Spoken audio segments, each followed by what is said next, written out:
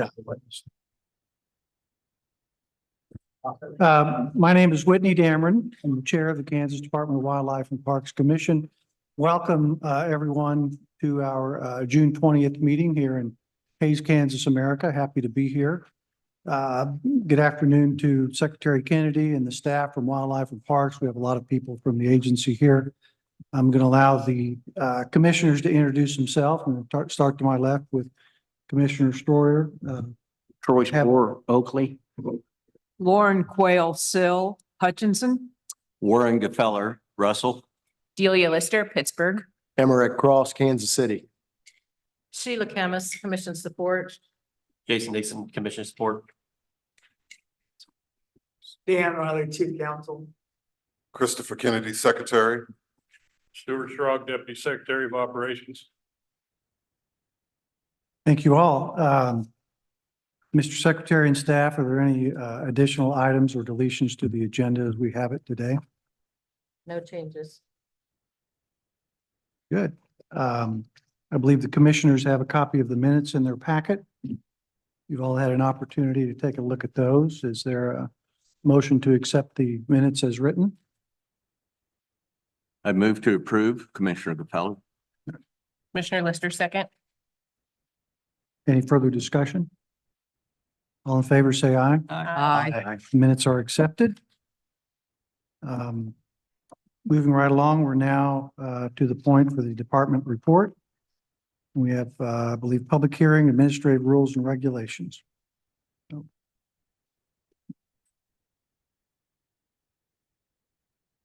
Yeah, Brian, I believe you are up. Thank you. Okay, we got a number of these, but thank you, Mr. Chair, members of the commission. Brian Sowers, Division Director for Fisheries. The first one we have here, can I use this? Yeah, a second. You should be able to.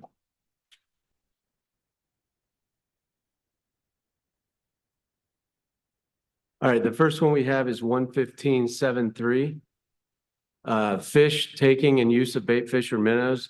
This is just some wording change to replace nuisance with invasive when referring to aquatic invasive species. Nuisance has kind of fell out of favor. Everybody's using invasive now, the federal side of things and most state agencies. So just for clarity's sake. That's that one. Commissioner Gefeller, I would move to approve. Commissioner Sill, second. Any discussion? All in favor, say aye. Aye. Aye. Any opposed? No.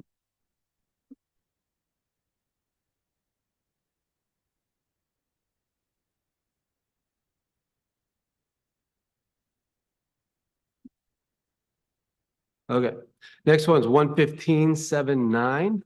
Weigh-in black bass fishing tournaments, the same thing. There's a nuisance shows up in there one time. We want to replace it with invasive.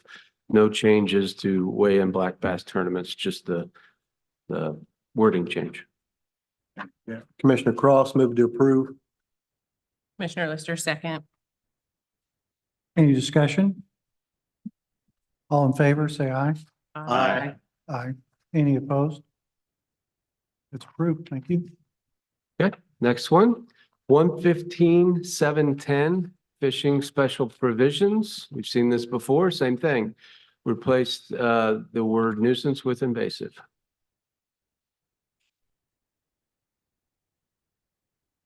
Move to approve. Commissioner Sill, second. Any discussion? All in favor, say aye. Aye. Any opposed? None opposed. Thank you. Okay, 115.7.10 again, but this is the associated reference document, Kansas Aquatic Invasive Species Designated Waters. We'll replace the word nuisance with invasive in all the instances where it occurs. Same thing with A and S. We'll replace that with AIS. And we want to add Willow Lake and Riley County portion of the Kansas River to the list of aquatic invasive species. Commissioner Cross, move to approve. Commissioner Lister, second. Any discussion? All in favor, say aye. Aye. Aye. Any opposed? Motion approved. Thank you. Next one, 115-17-3, fishing special provisions. We've done this in a general discussion and several workshop sessions, but the intent here is to require commercial fish bait permit applicants to successfully complete our AIS certification course. We've had this course out on our website for years. But these folks, we also go to these commercial fish bait farms, shops, whatever, every year, and inspect them to make sure they don't have an invasive species or they're selling everything that they have on their permit.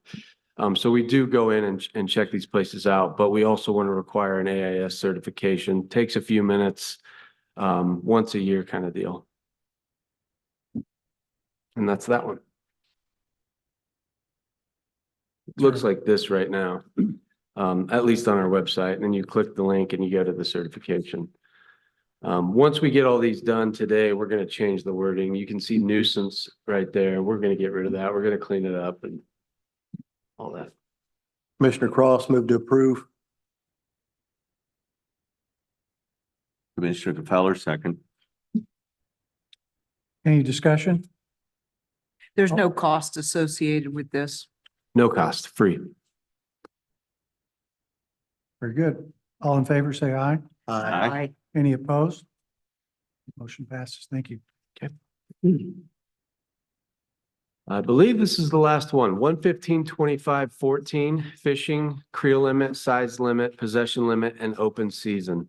This is going to deal with the associated reference document called Kansas Special Length and Creel Limits.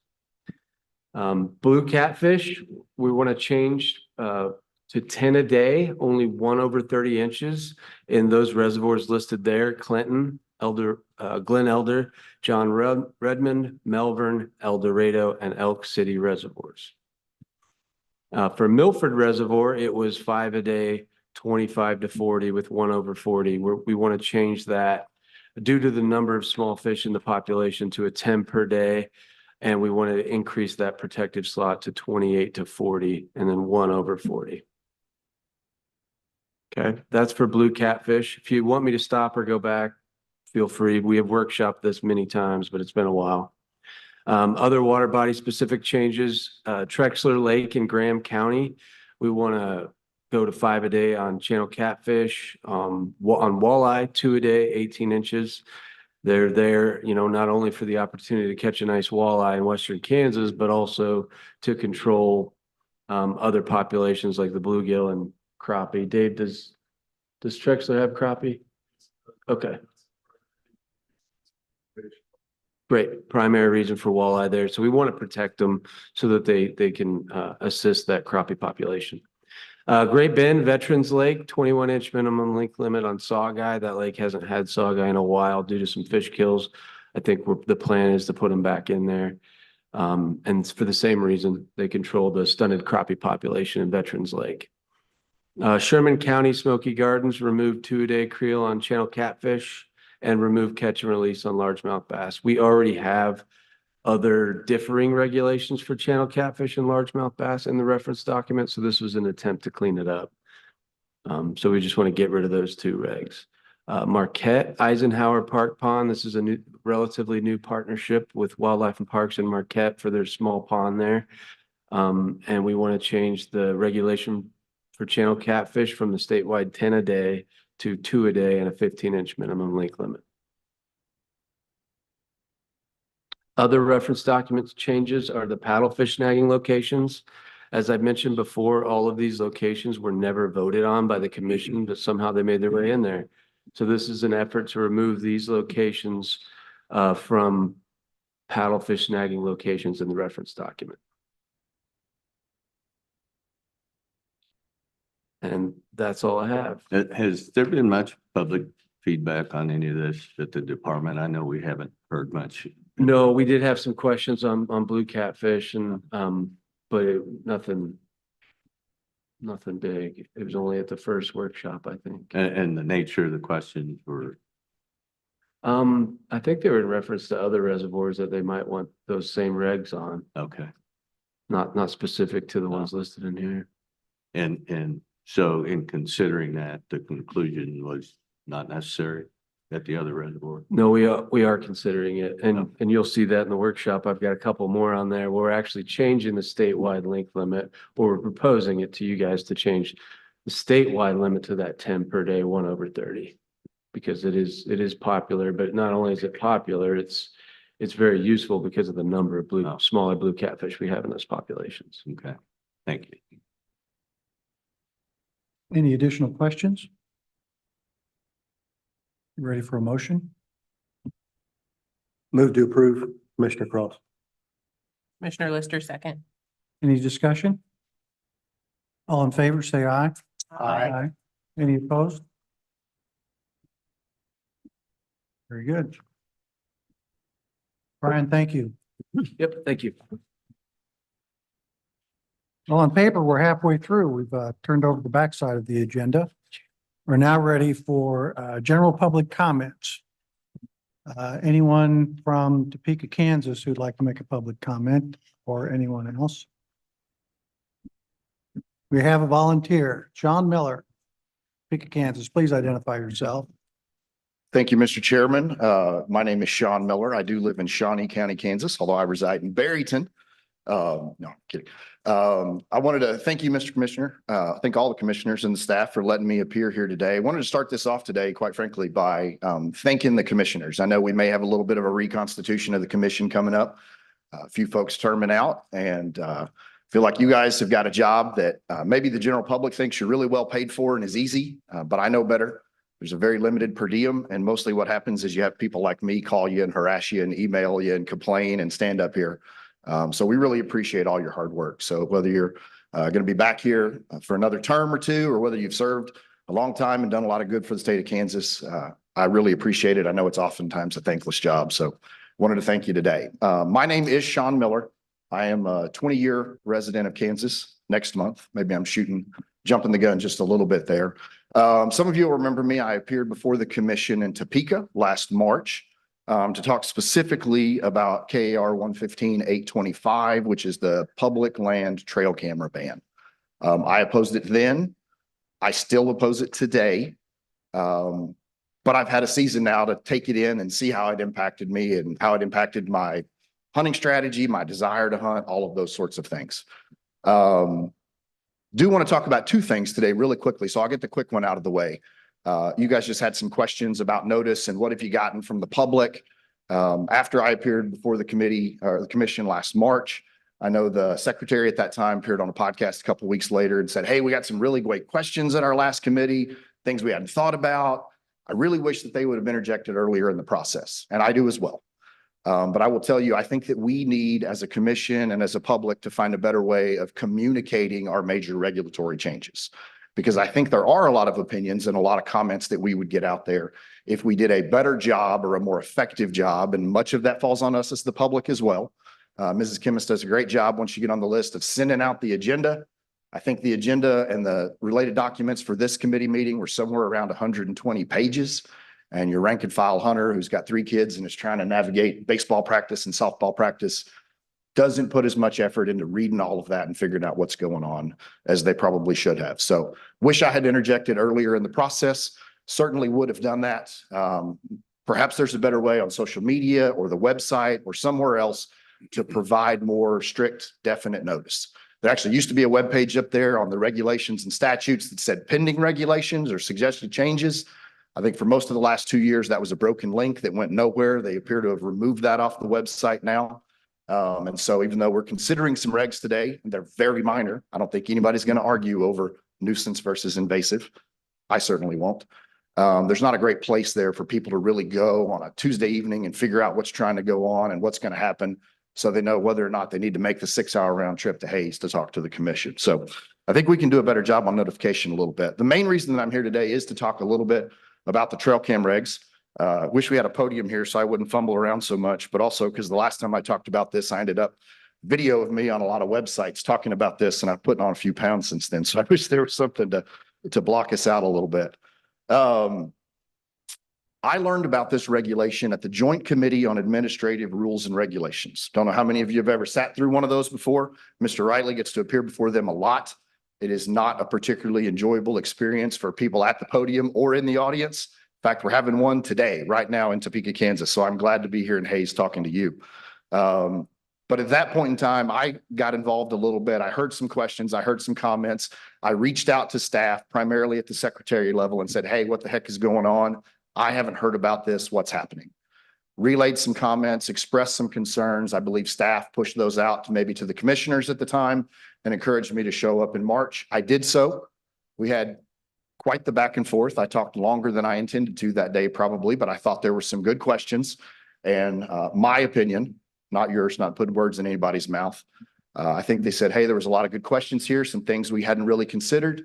And the chairman said at that time, but we've put in a lot of work on this, so I would ask everybody to vote in favor of it today.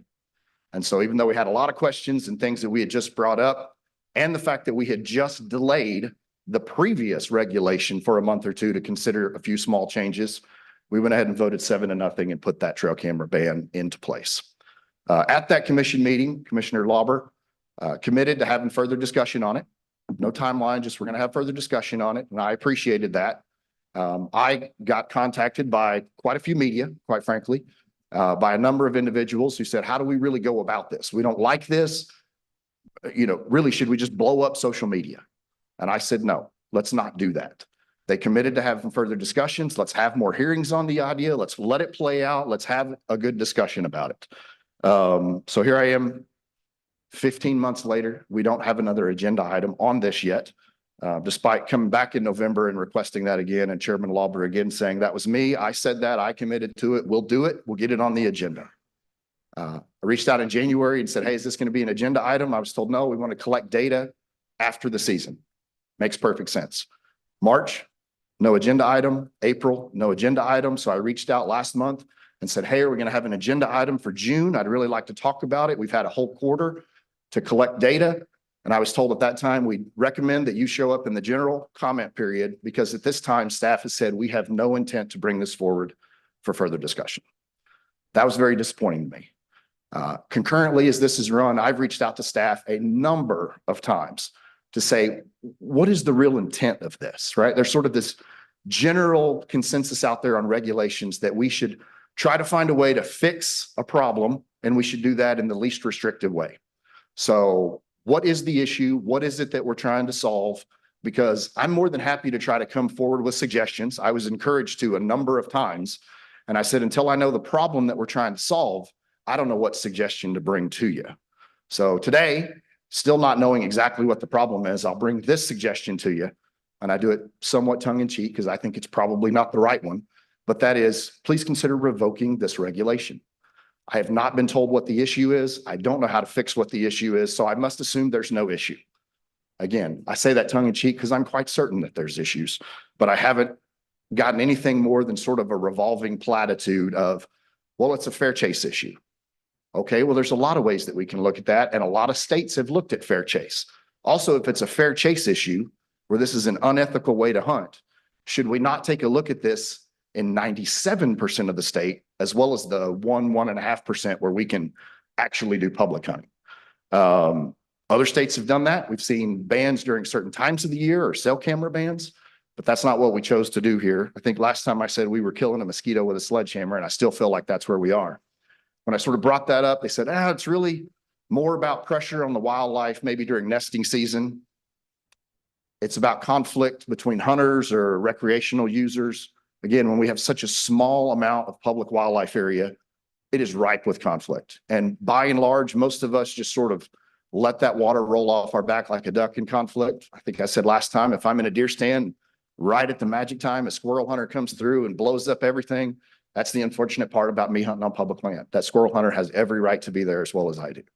But if we are worried about late May and June intrusion into the wildlife, then we got a lot of turkey hunters and a lot of mushroom hunters and a lot of fishermen and a lot of hikers that are still in there at that exact same point in time. In fact, probably far more than we have trail camera users. So anyway, I've reached out a couple of different times, tried to get a meeting, was unable to get a meeting, actually got a couple meetings, and then due to unforeseen circumstances, they got canceled. Wasn't able to reschedule it. Still don't have a really good idea. And so over the course of the year, I said, you know what, I'm going to sort of go through my hunting season, not as normal because I'm not using cameras, but try to see how this works, how I like it. If I bump into somebody at a parking lot or a trailhead, I'm going to ask them a question. How do you feel about it? Some of them didn't care at all. Got one guy who loved it, hated trail cameras, didn't like his picture getting taken. Have had 50 or 60 that said, I really wish we could use them.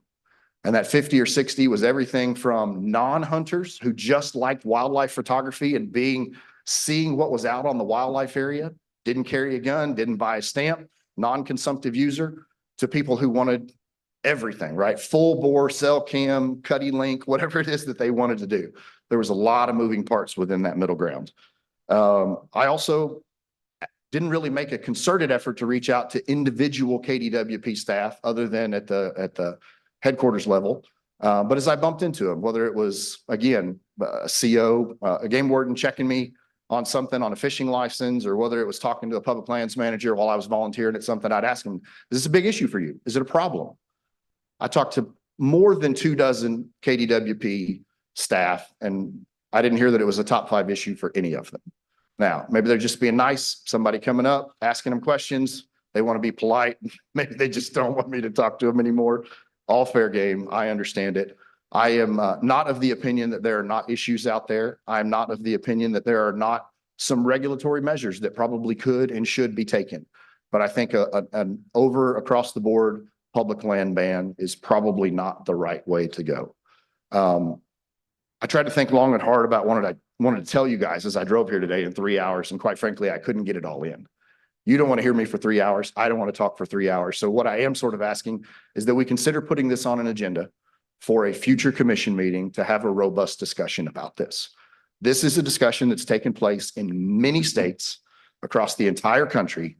And I will tell you that while it is true that many states are regulating trail cameras, we are in a vast minority in how we are regulating trail cameras. Some other states have considered this. In fact, Delaware, shortly after us, adopted the same thing. Their rationale was we have very limited public land. We have a very high population. And oh, by the way, Kansas just did it. So it must be acceptable. But as we look to other major public land states, places that draw hunters in droves like Montana, like Utah, like Nevada, they do not go as far as we do. So we are an outlier in that. As we talk about conflict and some of those things, I like bad analogies, right? Sometimes it helps paint a picture a little bit. When I'm told by staff or by another agency, it doesn't have to be KDWP, that, hey, we're regulating this because other states are regulating it and we're having some problems. Let's think about speed limits for a minute. But if we have a problem because we're having accidents on the highways, we probably ought to have a speed limit. Other states are looking at speed limits. They're adopting a speed limit. So it's okay for us to adopt a speed limit.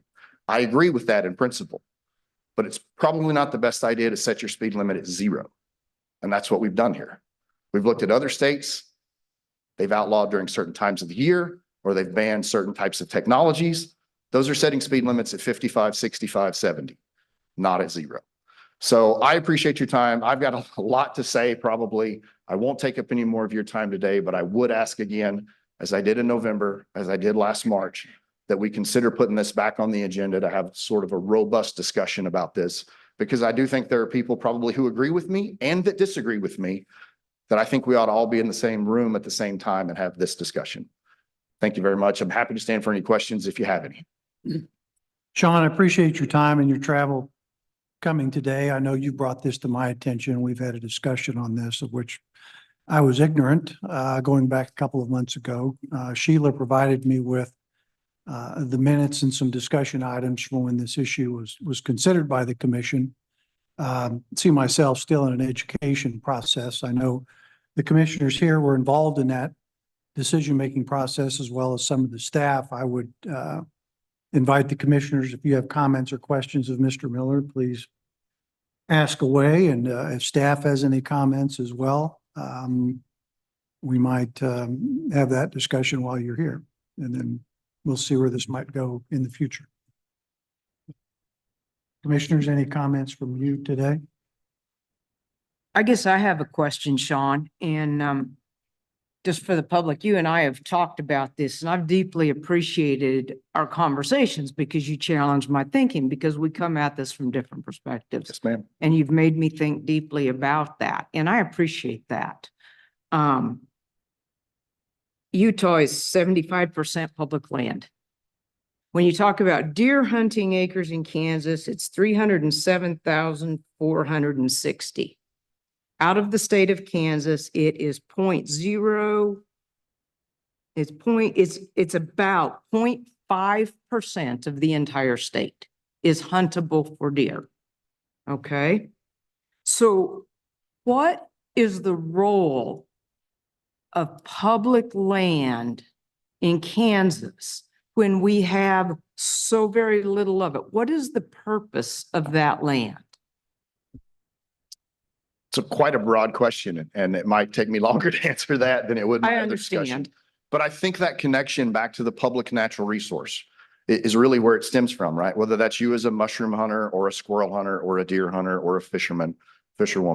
I think that connection, that ability to get back into nature is really, really critical. Some people may choose to do that in a urban park setting like Shawnee Mission Park. Others, like me, may like to wander out and smuggle as many ticks out of the forest as they can when they go out in July.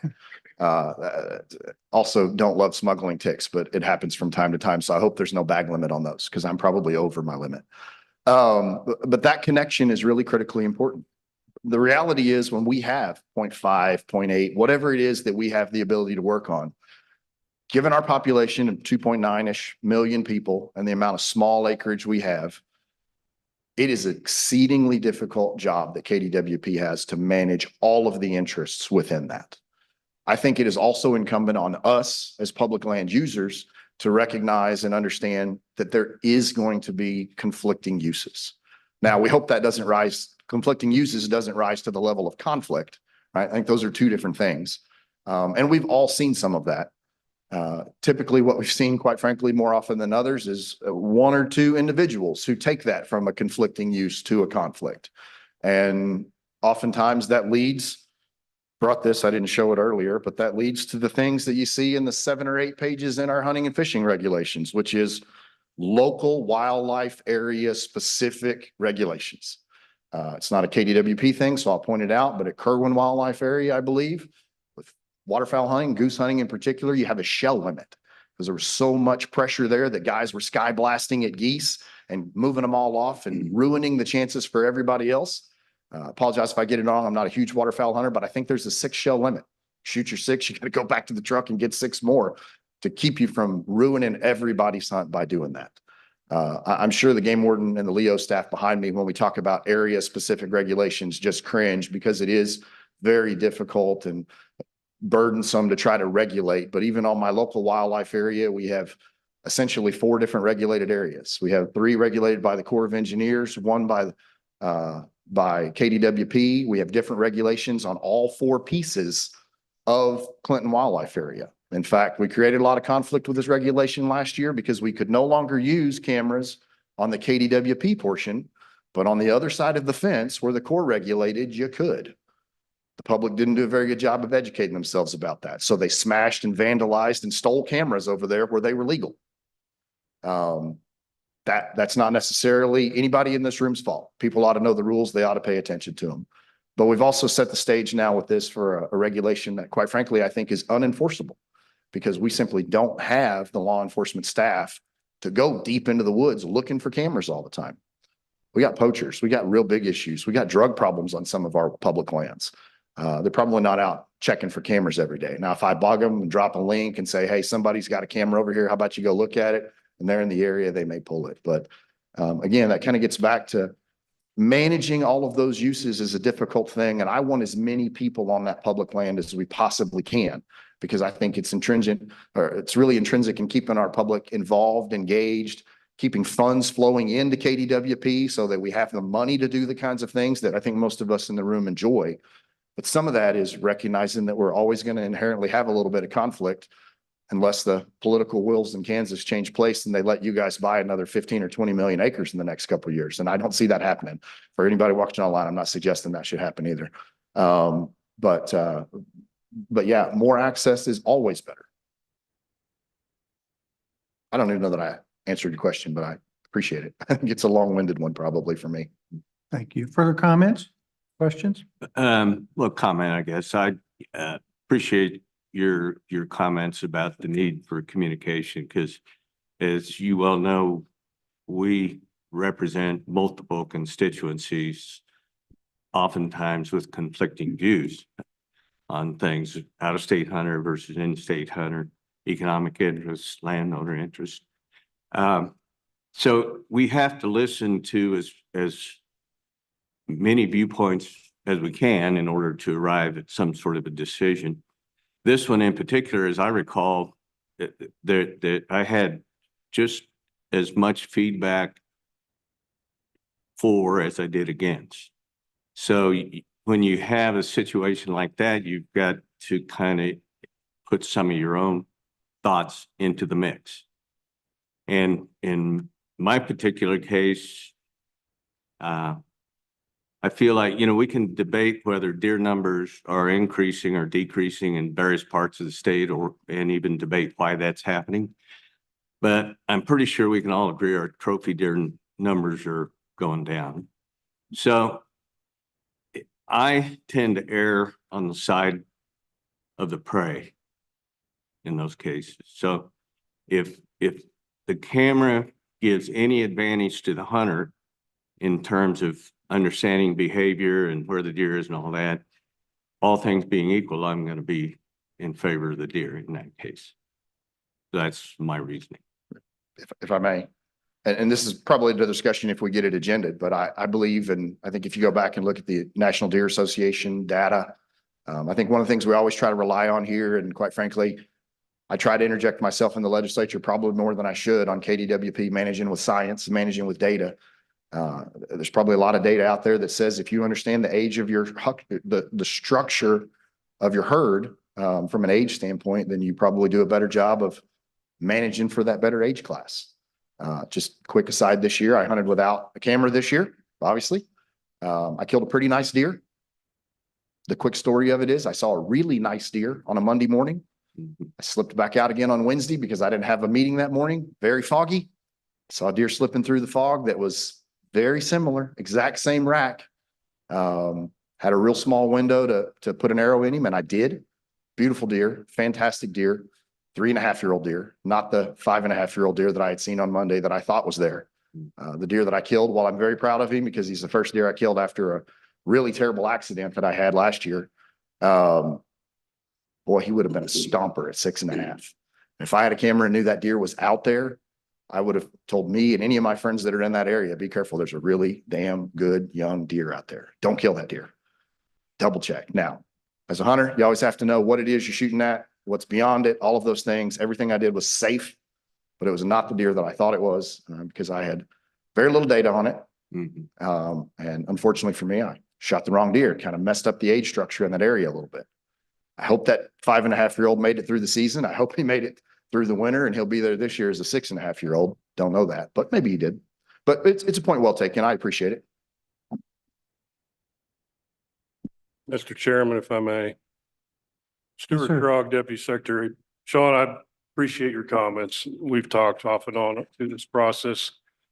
And just a little historical reminder too, this was one of those regulations that we presented and ran through the commission process, I believe 14 months in total, where all the reasons that you mentioned were provided and talked about through those workshop sessions. And we felt like this was going to be a hot topic issue. So we tried to go above and beyond what we historically had done in the past in getting the word out. We put it on our social media. We put it on the webpage. We actually printed it in the hunting regulations, which we felt it was going above and beyond what we had, hoping that we would get more input, and we just didn't. So I'm open to having a conversation and collectively to think about what else could we do better in the future. Is that e-blast? Is it texting on certain people that sign up for that when they buy a hunting license, things like that? So I'm all for that. And we did agree to provide some data after hunting season. Well, hunting season just ended in May.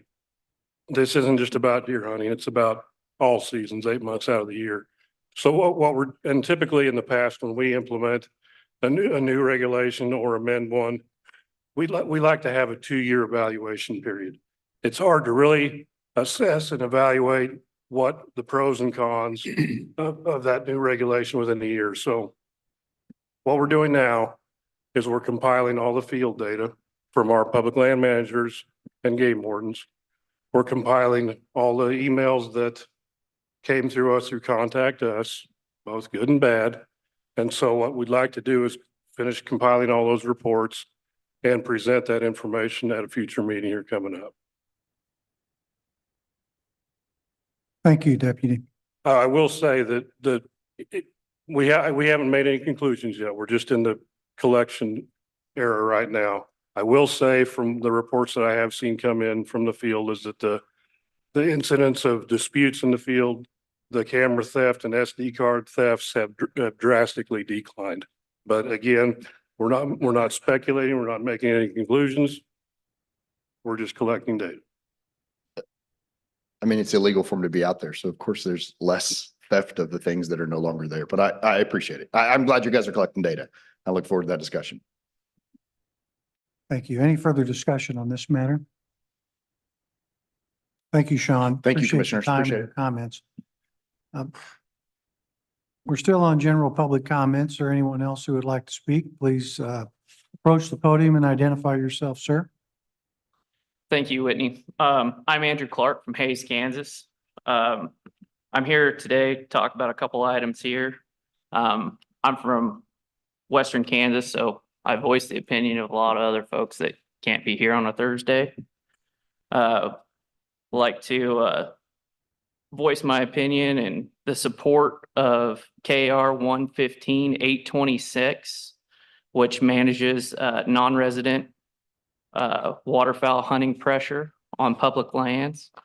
Those lands are relatively limited, and I think it's a great idea that we support this measure to help manage the pressure on the resource. At the end of the day, it makes waterfowl hunting better for everybody, both residents and non-residents.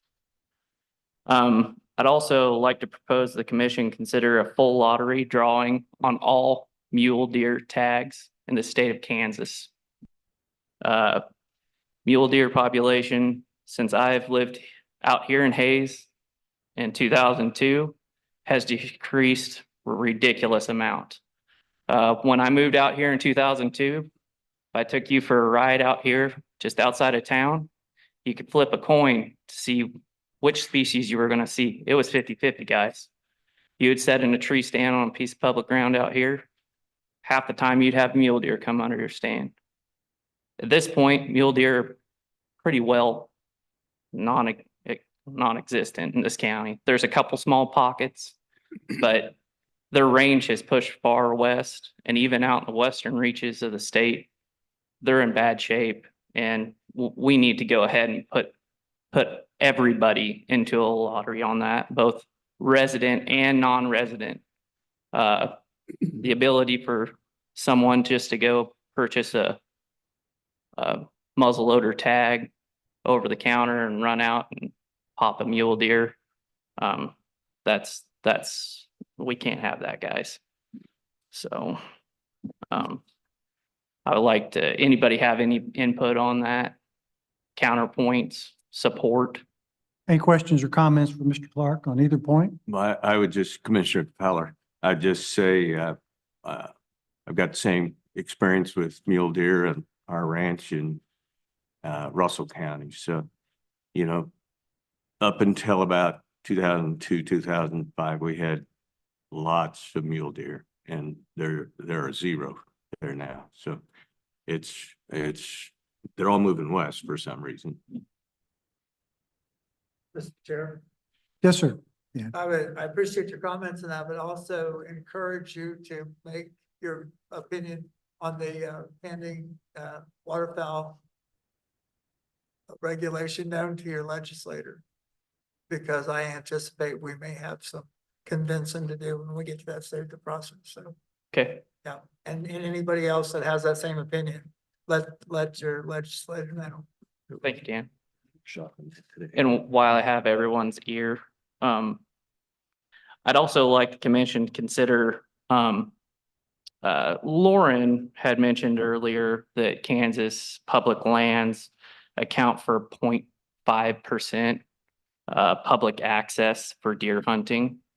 I would like to encourage the commission to take a look at how other states west of us handle those sorts of situations. Colorado offers a type P tag, which is private land only valid. What happens particularly out here, because the western portion of the state has more public access than the eastern portion? It seems like we wind up with a off ratio of non-resident pressure on our public lands out here on deer. A type P tag might alleviate that. So if you went to the non-resident pool and established 80% of those as a type P tag, valid only on private land, it would allow the folks that lease land a larger pool to get a tag allotted to them for use on that lease versus a just straight draw that we have now. A lot of the folks that end up drawing those tags wind up on public ground, and it causes crowding issues. That was just something that I had noticed in Colorado that worked really, really well out there for managing pressure. Do I have any feedback, or has anybody considered that? Any comments from the commission on that point? And if staff has comments, I welcome them. Yeah, thank you, Mr. Chair. Deputy Secretary Shrug again. Levi's not here, I don't think. And Rich, if you want to go up and say a few words about what we've looked at and talked about from a public land standpoint, hearing from staff and managers on those properties, not just in western Kansas, but statewide, where we have seen the increased pressure. We've had conversations on how do we combat that? Do we need to consider specific draw for those properties? I will say in the western, north central public properties where we used to allow multiple doe tags, we have since reduced that down just to one now too. So we have talked about that. We continue to talk about that specifically for those public lands, and I'll turn it over to Rich. Yeah, certainly. Thank you, Stuart. And thank you for mentioning that last point. That was the first thing I was going to mention is we have cut back on the amount of tags we typically are offering on western Kansas properties. The types of permits and tags we offer for big game, a lot of that is actually something that's handled within statute right now. And it's a pretty tricky thing to take on and tackle and change specifically how we handle those permits. So it can be a bit tricky to come up with a new type of permit or tag type thing. I will say to your specific comments about mule deer and transit mule deer, our data certainly support what you're saying. On the eastern front of our population is heading westward, and we're aware of that change and have been reducing harvest pressure to the best of our capabilities in the areas that it makes the most sense in the last few years. And again, this last year, we reduced harvest potential in that mule deer. Some of the next steps are what you are suggesting about getting rid of any of the non-limited capacity tag type things, right? Where we have quotas, we've been reducing those quotas, but there are still some permits available. For example, archery is the one that comes to mind, of course, that we don't have the current capability to limit that with the structure we have. So certainly something we keep in mind, and very much appreciate your feedback on that process. And yeah, we'll certainly keep those thoughts in mind as well. Yes, the second question had more to do with the consideration of a private land only tag. Right, which would represent a different type of permit process than we currently have. Yes. Which is regulated primarily through statute, which is not something that we can handle through regulation through our commission process. So it would be a legislative action type change versus a commission action type change, if that makes sense. There's a bit of a difference there in the general process that would result in the change you're asking for. Thank you.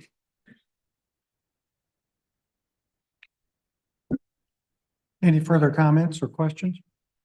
Commissioner Spore, I think the trend through the agency is to reduce the meal tag harvest.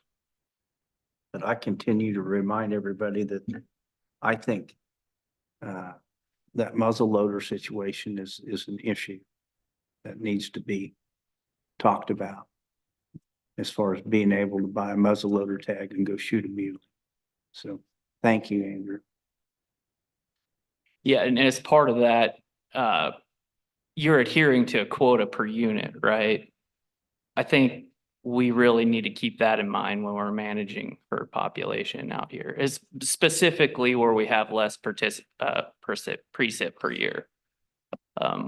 Our game's really limited out here, and we sure do get a lot of out-of-state pressure, so. Thank you. Thank you, Mr. Clark. And I believe there was someone else in the back. Comment. Yes, sir. Please identify yourself. Thank you, Mr. Chairman. My name is Kurt Ratzel. If you guys usually see me up here representing an organization, today I am not. Today I'm just me. And I just, with the change over in the commission, I wanted to come up and thank you guys for all that you've done. Sean kind of said it as well, but I wanted to say it to you guys. You guys have a hell of a tough job. That's not one that I would want. I guarantee you.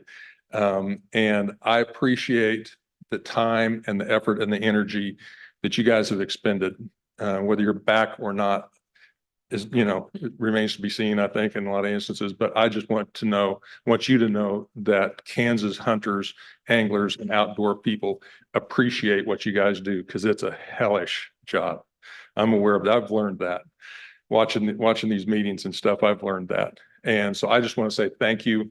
I'm a Kansas hunter, fisher, and outdoor person, and I appreciate the opportunities that I have because of what you guys and the folks before you have done. And I just want to make that very, very clear. And Mr. Chairman, secondly, I have one question to you, because I don't know who else to put it to. With the changes in the commission, there's now a lot of the appointees should be this, but should not be that.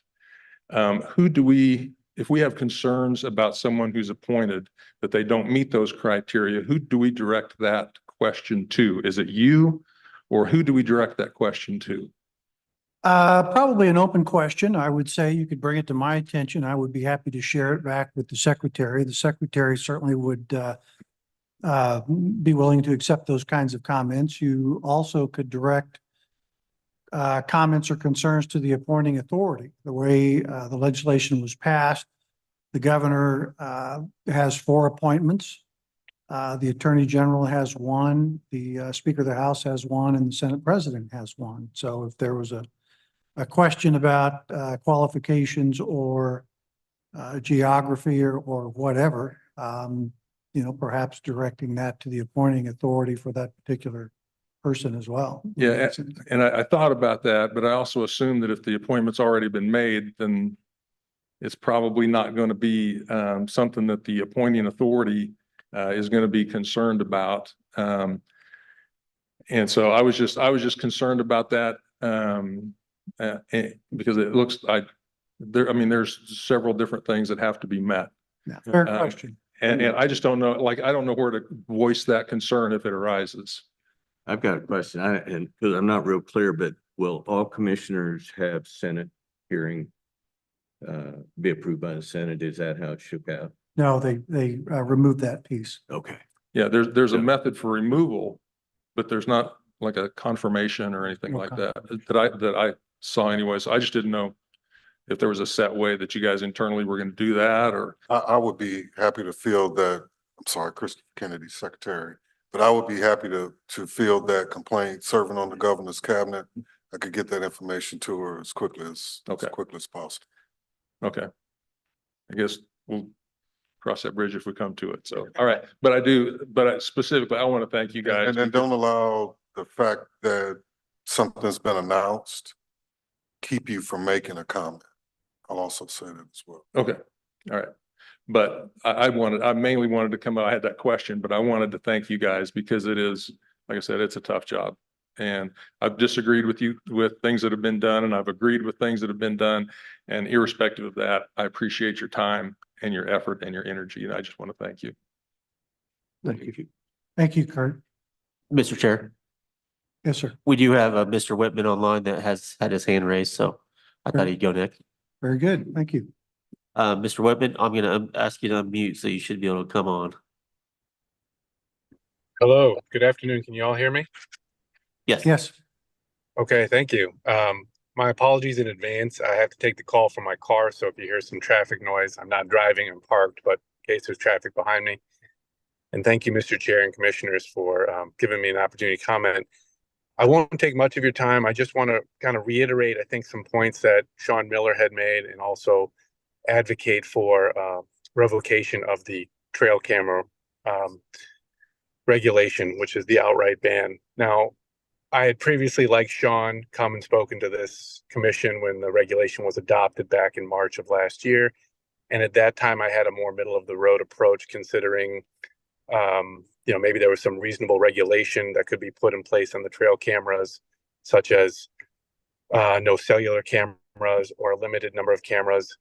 But the more that I've given the issue some thought, and that I've considered the issues that have been raised in opposition to it, such as, is it unfair to prey? Is it creating a prey disadvantage, like a technical advantage that's just tipping the balance too far? The more I'm coming to think, the issue is not really prey versus hunter disparity. It's an issue of parity between public and private hunters, and whether or not regulations that are being imposed on the hunters who hunt on public land have an opportunity to engage in fair chase comparable to that of hunters who hunt on private land. Hearing some of the comments that are made about trophy bucks going down, I do wonder if, to some extent, imposing a trail camera regulation on public land is really not solving that problem, given the disparity in the amount of public land available. So I would, I don't want to reiterate everything that Sean said. I very much agree with his comments. I do want to provide some feedback on what my experience was. I did hunt in Kansas this past year, and unlike Sean, I did not get a buck or even a doe. I didn't see anything, and I would like to have been able to put out some trail cameras. I do think, and this was a question that one of the commissioners brought up, is like, what is the purpose of public land? And as we've been talking, I've been thinking about that question, and I would pose that the answer is twofold. It is enjoyment by the public and stewardship. And stewardship comes with it the responsibility to follow, rules and regulations to make sure that the land is available for future use by the public. And enjoyment is a question of, does the public have good access to the land for enjoyment purposes such as hunting, fishing, swimming, recreation? And I would say the trail camera regulation is limiting access. And I'm not sure the counterbalance of, like, where did this regulation come from and what is prompting it? I do want to speak briefly to some concerns that I've heard about it that were voiced at the previous commission meeting I attended, and address those concerns. One of them I heard was privacy, that people don't want their picture taken when they're on public land. I can understand that. However, I do think that there's no expectation of privacy when someone is on public land. So I think that needs to be counterbalanced a little bit. I've talked a little bit already about the fair chase problem. And then the other issue that I think is important to talk about is, I hope that all the commission members, and I'm sure you all do, we respect the concept that the deer are really held in public trust. They are not a resource solely for private landowners who happen to be able to engage in things like putting out trail cameras or bait or other things. It's a public trust. And so where the public has the opportunity to hunt on public land, they should have similar opportunities to those who hunt on their private land. So those are just some of my thoughts. I do think my thinking has evolved that I don't think we should try to fix the regulation at this time. I would advocate that it be considered for revocation. And then if there are more concrete problems that are raised, that, like, hey, trail cameras are definitively, and we can go beyond just maybe correlation and actually find causation. Trail cameras of X number are causing some adverse outcome. Then I think, to the point that Stuart made about how the department is trying to make data-driven decisions, I think at that time it would be better to impose a regulation, because I worry that we might have adopted a regulation that was seeking to solve a problem that we're not sure existed. So again, thank you all for the work that you do. Thank you for giving me some time to speak, and I'm happy to answer any questions or any concerns that you all have. Thank you. Are there any questions, further comments? Thank you for your time. Thank you for checking in with us today. Thank you. Thank you, Mr. Chair. We have further public comments.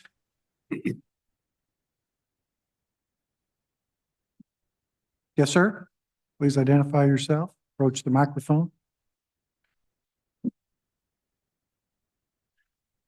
Thank you to the commission for listening to everyone today. My name is Stosh Seller. I am from Oberlin, Kansas. I lived here in Hayes for 11 years prior, from the western part of the state, born and raised in Oberlin. Just to give a quick background, to let you understand, my perspective is a little different than the standard hunter, average hunter out there. I was a biology major at Southwestern College. I worked for the Fish and Game for 2 years when I got out. At that time, it took 5 to 6 years to get on full time. I couldn't wait that long. I've been in retail and wholesale since then in sporting goods throughout the state. The old chain Rusty's Outdoor Sports in Hutchinson, Kansas, Wichita, Kansas. I've run Vanderbilt's for 11 years here in Hayes. I own Dale's Fish and Fun in Oberlin, Kansas for the last 8.5 years. The changes that we have seen, especially in the western half of the state, but it goes for the whole state as well. I was fortunate to be in high school before we had the non-residents come in. Things have drastically changed in the 30 years that it has been since I've been out of high school. The changes that we have seen, we have to deal with, and where it gives me the unique perspective is I've been on both sides of it. I deal with the average hunter. I deal with the non-resident guys that come through. I see both. I deal with both. The issues with baiting and stuff, there's two sides to it. I don't rightly care about it. The thing that I'm here about today is all of a sudden we want to ban baiting, which you do, don't care. I sell deer feed, but I don't use it personally. My issue is we've fought chronic wasting disease in the western part of the state for 15 to 20 years now. The county that I am in, the biologist and the game warden or conservation officer will tell you that we are down 70% in our deer herd in Decatur County. I can tell you, if you want to talk economics about how the deer push the dollar bills, I would step back from that and say, come to Decatur County and look at how big of a drop off we've had in the last few years from not only non-resident hunters, but our local hunters as well that have quit hunting because of the availability of game.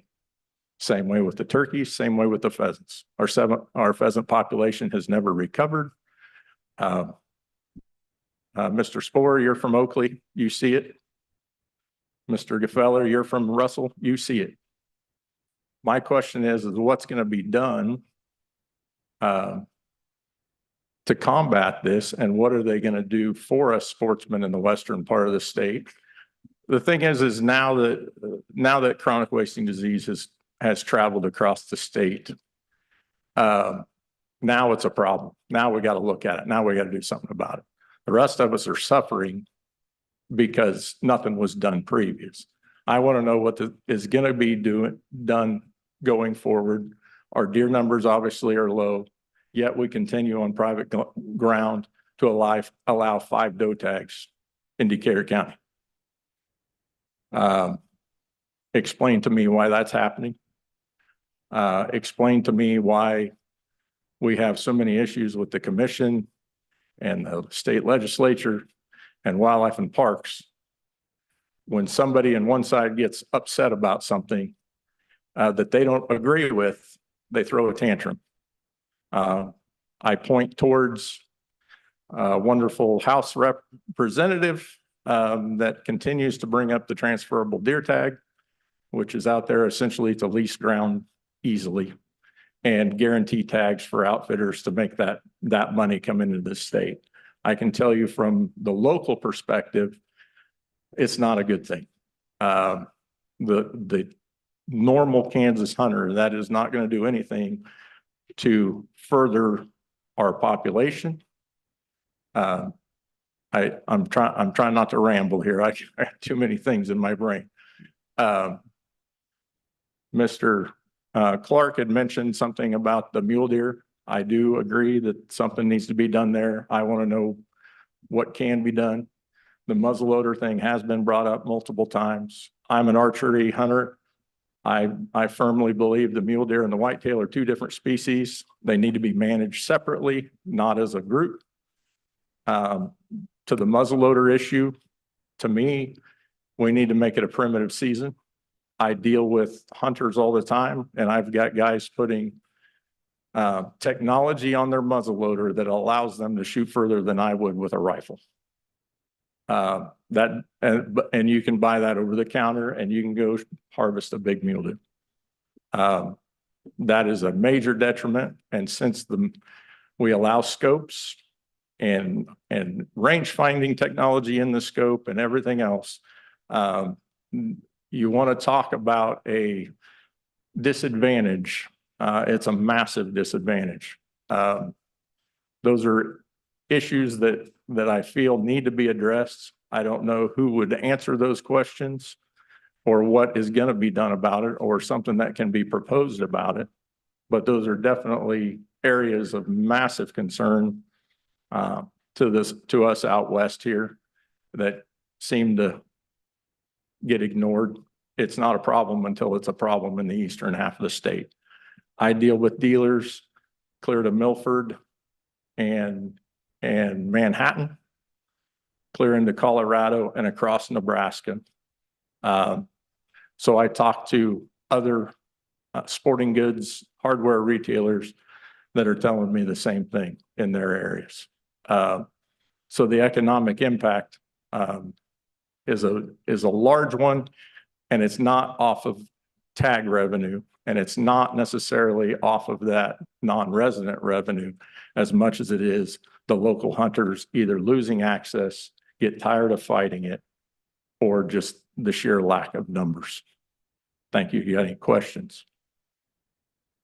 You have questions for Scott or comments? I just appreciate the comments, and what I would say, the problems you described are complex, and there doesn't seem to be a simple answer. And, you know, if it were simply biological, we could fix it. If it were simply had to do with regulations, it'd be easier to fix. But so it requires open and honest discussion, which this commission can't be afraid to have with the public and with the staff. So what I would hope we would be able to do is as the commission gets reconstituted, is still have people who are good listeners, like these people are, who consider all viewpoints and who try to make the best decisions for Kansas and the wildlife that we're responsible for.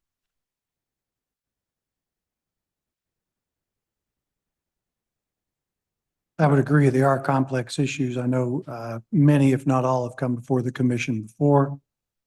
Staff has been very much involved with those issues as well. They have entered into the legislative arena, which I've been a part of on the governmental affairs side and seen firsthand as well. And they have passionate stakeholders all around. And it will be incumbent upon the commission to give consideration to those matters and see what the agency can bring to us for consideration and what guidance we might provide going back. But appreciate your comments today as well. Thank you. Mr. Chair, I'd like to. Mr. Secretary. Thank you. We've worked with our cervid biologists, researchers, and managers just last week to discuss a lot of the issues that you all are bringing up. It kind of made me feel good as I heard the question. Although I don't agree with all the perspectives that were presented today. It let me know that we're at least talking about the right things. And after about, we meet for about 4 hours last week. There are a myriad of problems as it pertains to our server populations in Kansas. And so our next step is to create a plan that identifies the best strategies we would like to address to deal with some of those issues. But many of the issues that you all brought forward were brought forward by our biologists and researchers during that meeting. So I just wanted to reassure you all, we let you know that we appreciate the comments. Please keep it up. And that we're not just asleep at the wheel. Can I ask a question on that? Yes, sir. So obviously our county is one of the highest density of chronic wasting disease in the state of Kansas. Yes, it is. We have an individual named Pat Inman who has been there doing samples for you from day one. He was at 50% last year in our county on positive results. For whatever reason, this year they decided that they didn't need his services anymore. So why do they not need the data collection now after he's done it for so long? The data that they keep putting out there, it keeps saying, oh, it affects the older age class of bucks more than anything else.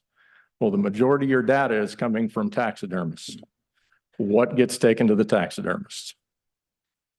The older age class bucks. People are not taking the young deer to the taxidermist. They're not taking a doe to the taxidermist. So how is that actual accurate data?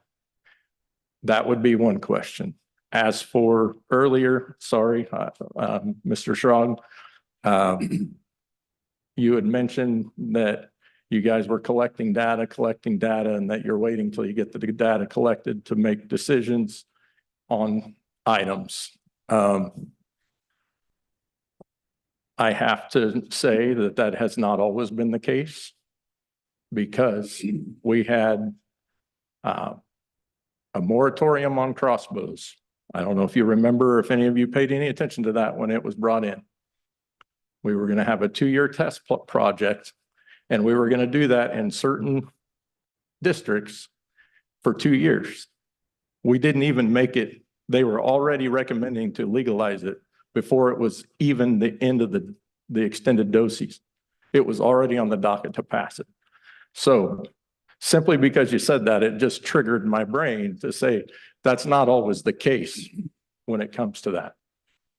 So I hope that that is the case, that they will let it run out and actually get the data and look at it wholly before jumping across before we'd even finish the season to get it passed. You shake your head, you must know what I'm talking about. Okay, thank you. Yeah. Richie, man, coming up.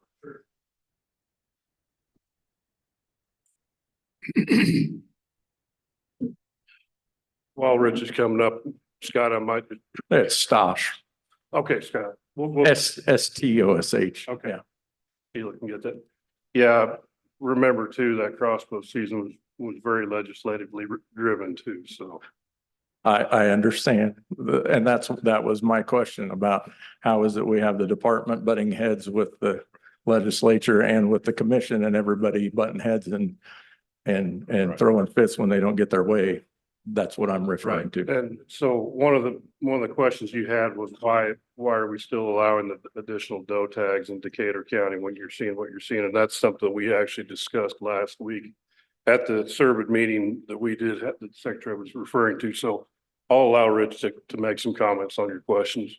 Sure. Richard Schultes, Assistant Director of Wildlife Division. There are a few things I could touch on for you. Maybe I'll start with the CWD monitoring question you had about a specific county, specific taxidermist type thing.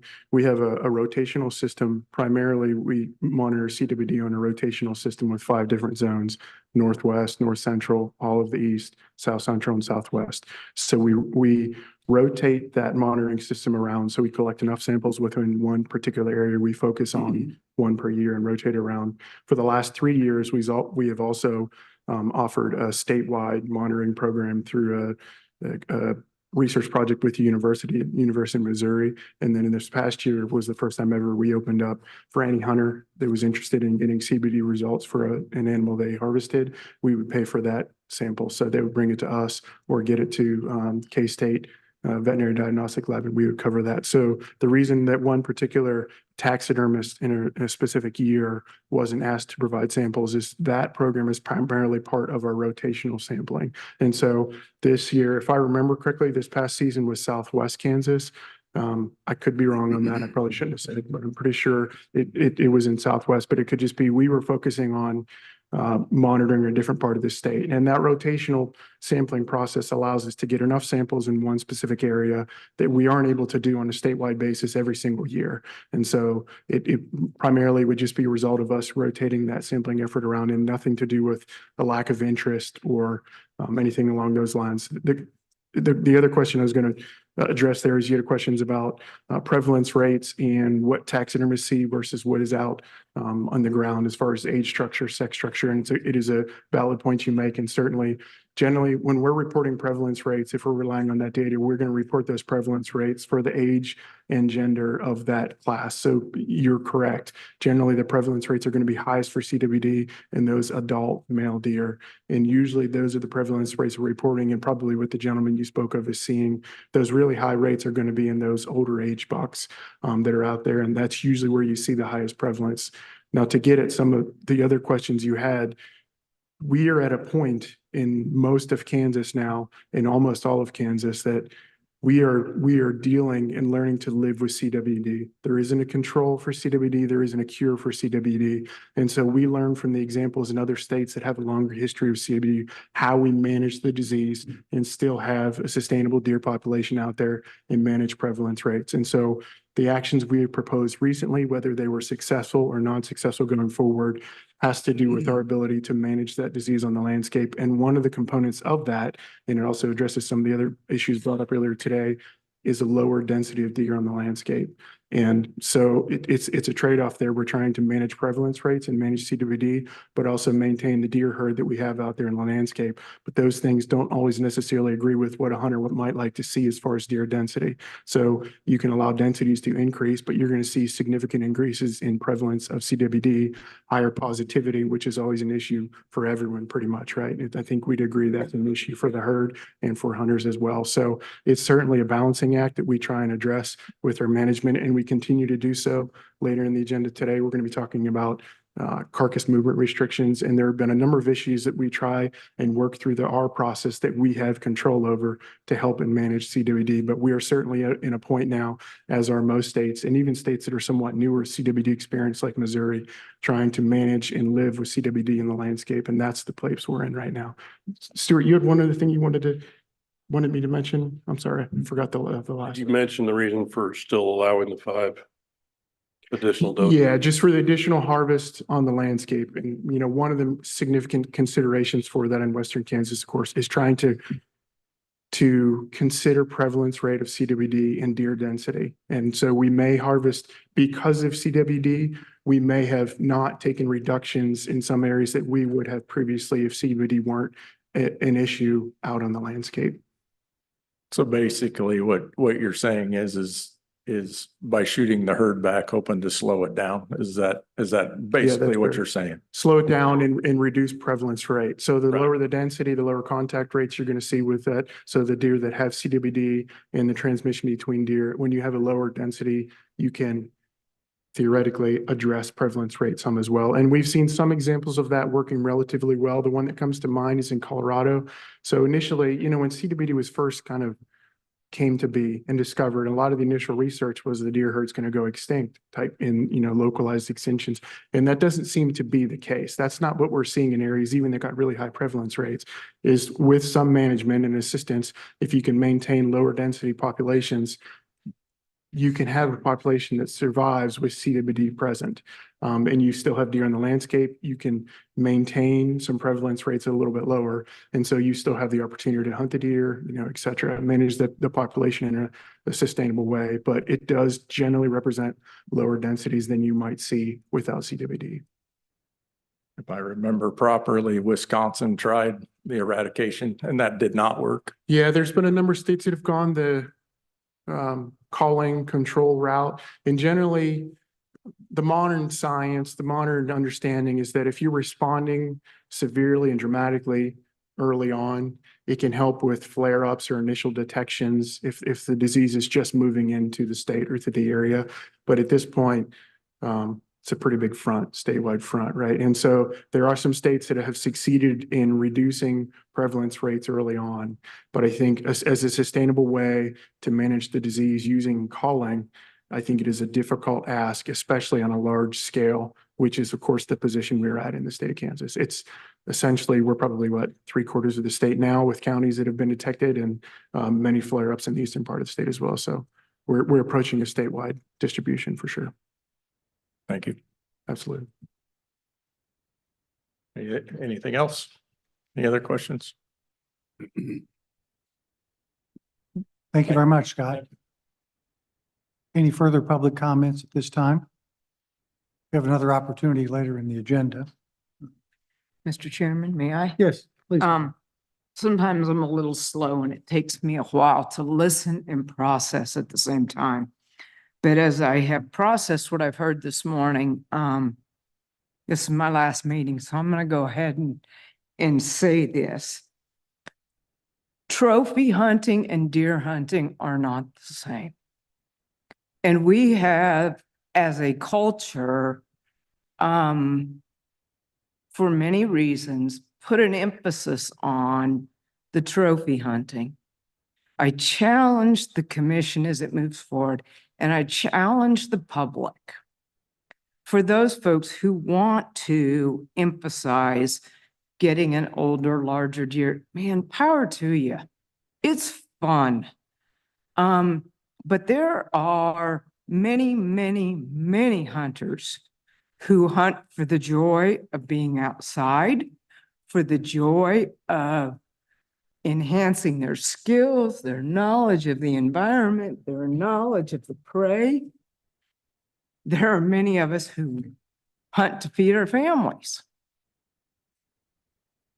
Money lies on the side of trophy hunting, but there is immense joy in approaching hunting like Forrest Gump opened his box of chocolates. Sometimes you just don't know. And sometimes you come home with a mighty big deer that you didn't expect to see, and it is fun. Been there. Sometimes you come home with nice fat does to eat, and sometimes you go home empty-handed. And it's all good. We should not shame hunters for shooting younger deer. We shouldn't shame them for shooting does, and we need to disregard the emphasis on shooting big bucks and leaving the does alone. One of the non-negotiables in establishing the 1965 deer season was that in spite of the fact that there were researched to be only about 20,000 deer in the state in 1963 and 1964, was that we would begin with an antlerless season even at those levels. Because the knowledge was, if our plan works, if this management program that we are putting in place works, then someday we are going to need to use antlerless harvests as the means of controlling our population. And we believe our plan will work. So that was established early on and well controlled. And you know what, by God, the plan worked, didn't it? It took 30 years, but it worked, which just puts us in kind of a pickle with some of our situations today. We are being challenged because those early biologists were successful and they were right. But now we're too proud to shoot does. And we're making our problem worse, especially in the eastern part of the state. So we need to enjoy that box of chocolates. We need to realize that sometimes you got to eat the peanut clusters, even if you don't really care for them. But you know, those truffles are pretty good too. So enjoy your truffle, but eat your peanut clusters. You know, let's approach deer hunting as deer hunting. Now, here's the other thing. We have quail, we have turkey, we still have pheasants. We have 2 species of mule deer, we have elk, we have antelope, we have dove, we have so many species to hunt. And it would be a shame if we spend so much time focused on deer hunting that we forget the joy of hunting those other species and let them go to the side because they aren't quite as fancy as a pair of antlers hanging on the wall. Thank you. Excellent comments. Thank you so much. Further comments, further public comments? Mr. Secretary, the time is now yours. Thank you, Mr. Chair.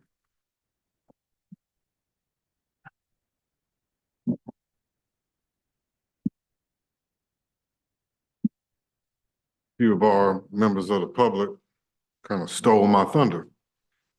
I would like to ask that we all give our commission a round of applause for their service and their passion on this commission and their ability to serve fish and wildlife within the state of Kansas.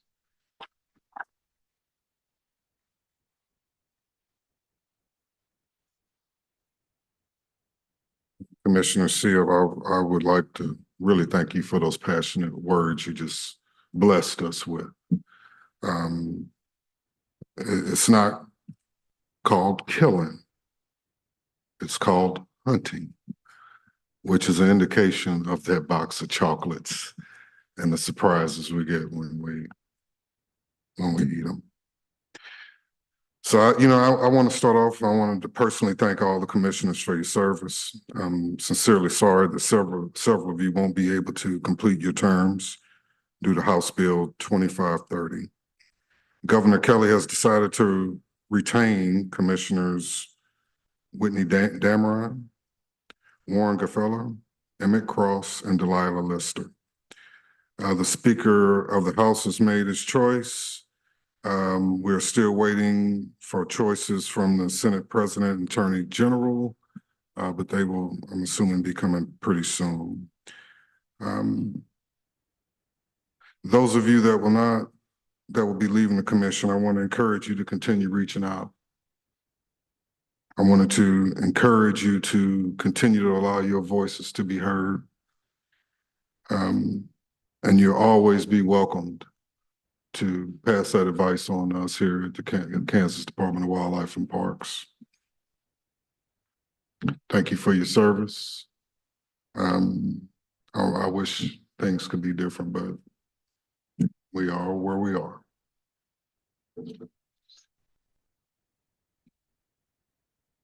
is one of the saddest commission meetings I've had the privilege of giving so far.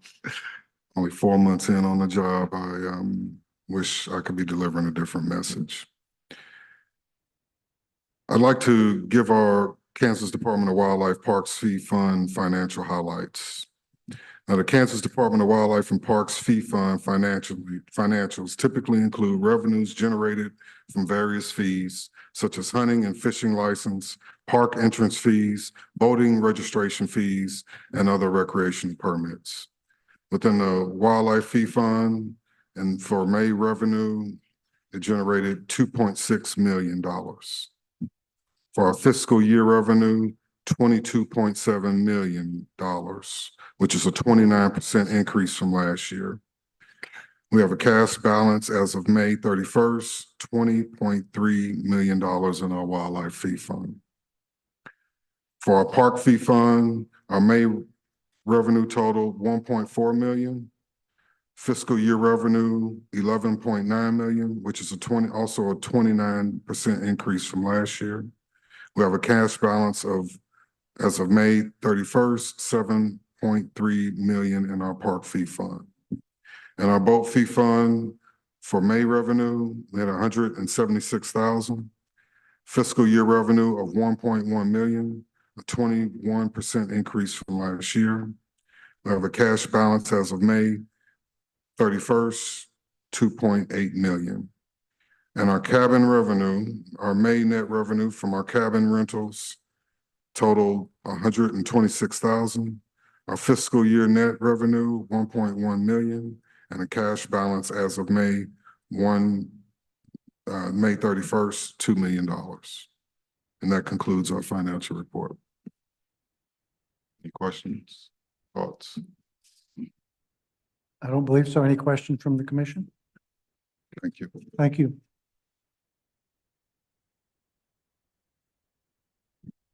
Martin, do you have a report to give?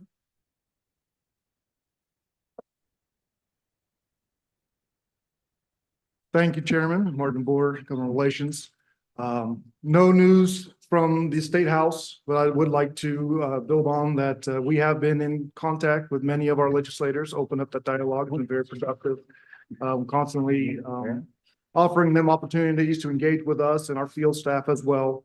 So as I mentioned, the first time I was here, we've been trying to engage them and we have been making inroads in that. But other than that, there's no news to report. All right, well, thank you, Martin. At this point in time, we have new commissioner who has shown up. Thank you for being able to make it. I know you had a conflict this morning. Thank you. Phil, but you're just in time for us to take a break. All right. We're going to take 15 minutes and we'll be back here just before 1:45. You guys don't mind. Thank you.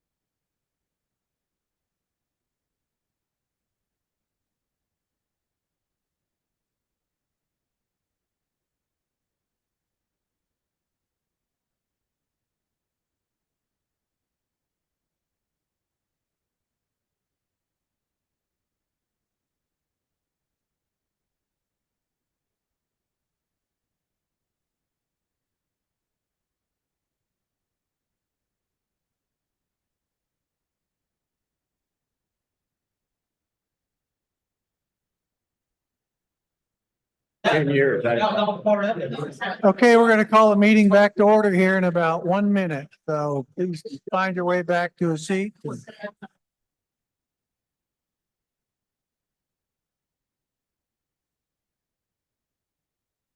Jeff Pendergast is going to talk to us about turkey regulations. Oh, yeah. Yeah. And before we do,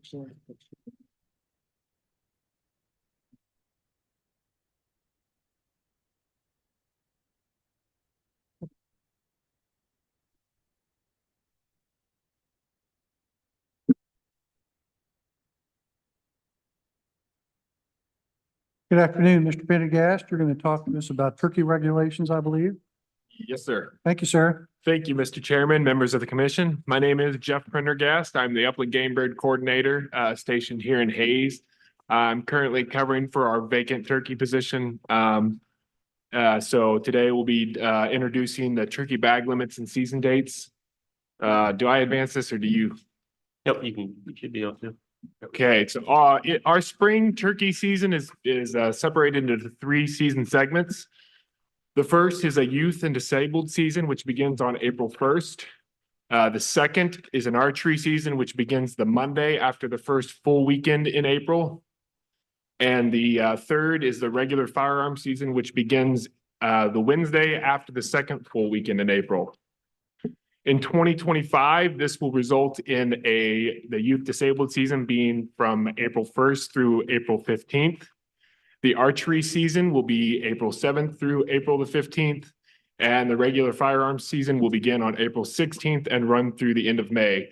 The season structure is set up this way so that the youth and disabled hunters get 1 full weekend prior to the archery season. The archery season gets 1 full weekend prior to the start of the regular firearm season. Since 2012, we have used an adaptive turkey harvest management strategy. This uses 2 objective triggers to recommend changes to the harvest regulations. If we have greater than 60% resident harvest success rate for 2 consecutive years, with less than 25% of that harvest being made up of jakes, the strategy would recommend that we increase or move to a more liberal harvest package.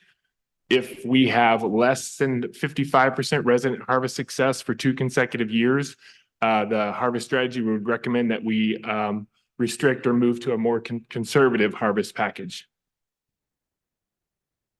We managed turkeys in 6 units across the state. Basically northwest, north central, northeast, southwest, south central, southeast. Each of these units, the harvest management in each of these units can change independent of the other based on unit specific harvest information. All 6 units last year changed to a new harvest package. Units 1, 2, 3, 5, and 6 went to package E1, which is 1 spring tag, no fall season, and non-residents are limited to a draw. And unit 4 moved to package G, which is a resident draw only, a spring tag with 350 spring tags and no fall season. This last year was our first non-resident draw for turkeys in the state. We had 9,700 permits available.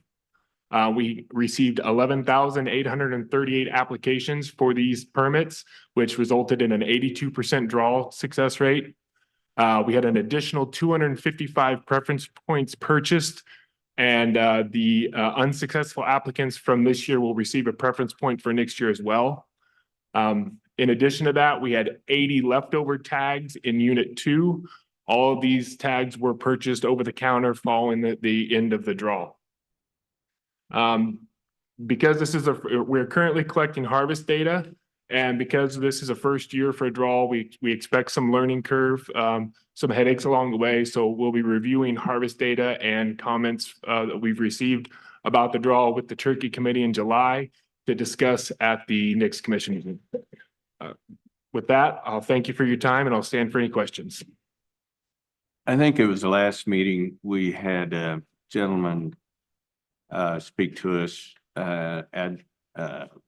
proposing that we consider a lineal preference for non-residents. I think he had grandchildren from out of state and was afraid that they wouldn't get the draw.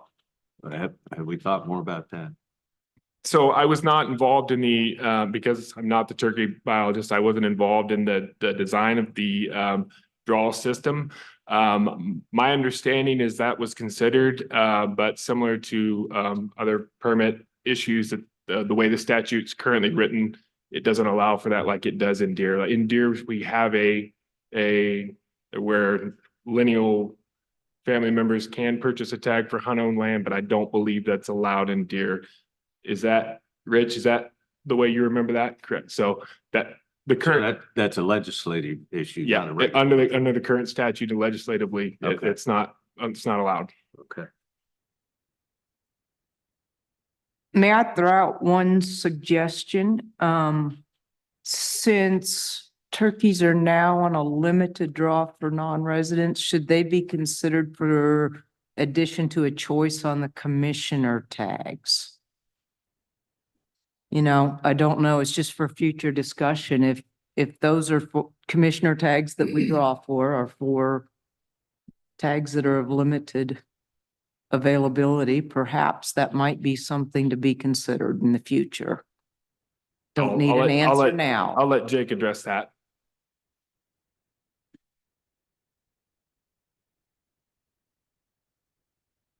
Thanks for the question, Lauren. Jake George, and Wildlife Division Director. I'll have to go back and look and see whether the species are specific to a statute or reg regarding the big game permits, but we can take a look at it. So.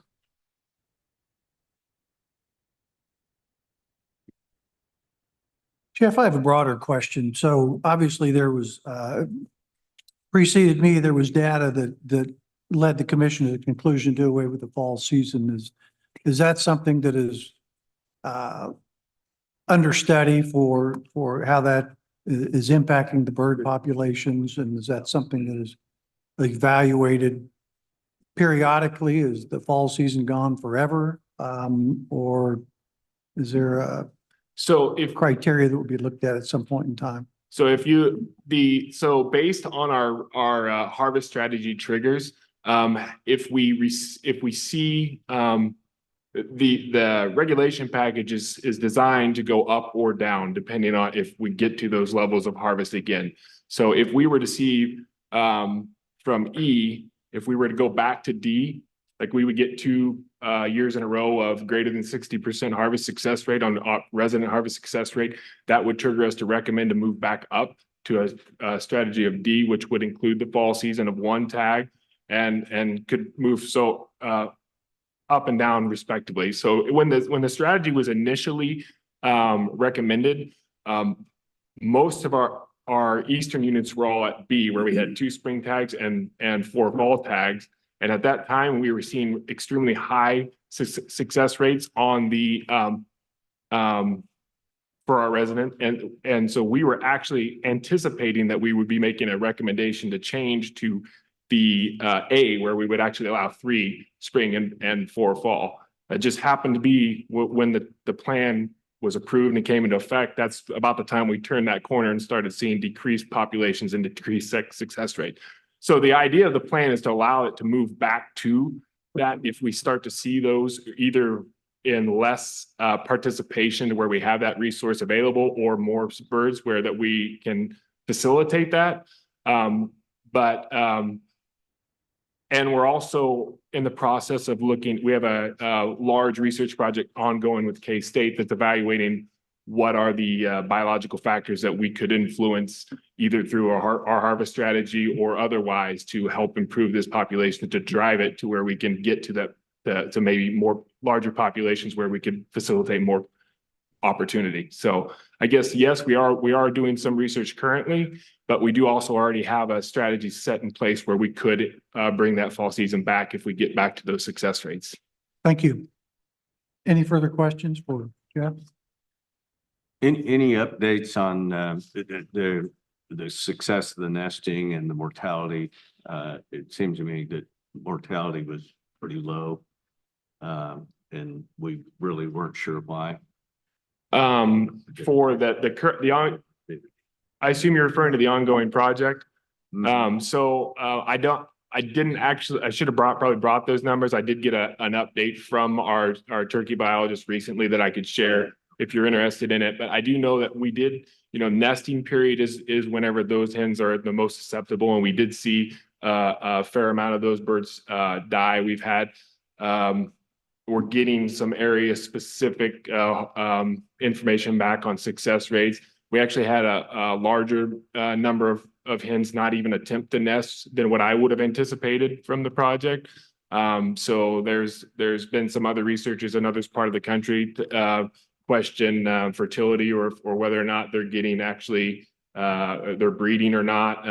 I don't know if that's what's going on here. Again, that's all part of that project. But yeah, we have seen some mortality in those hens. We have seen several nesting attempts. We've seen some nest success, and some have already kicked their broods out, fledged broods, to where we already have some that are on the landscape. Now, as far as what those levels are, I don't remember off the top of my head, but I do just remember that there being more than I would have anticipated not making a nest attempt. So. Okay, it'd be good to have a discussion on that when you have the. Yeah, and we get the Wildlife Co-op is providing us with monthly updates on that project. So I'll be able to bring something more specific to the next meeting. Good. All right, thanks. Further questions or comments from the commission? Thank you very much, Jeff. Thank you. We're now at the workshop session. Brian Sowards. Oh, I'm sorry. Yes, sir.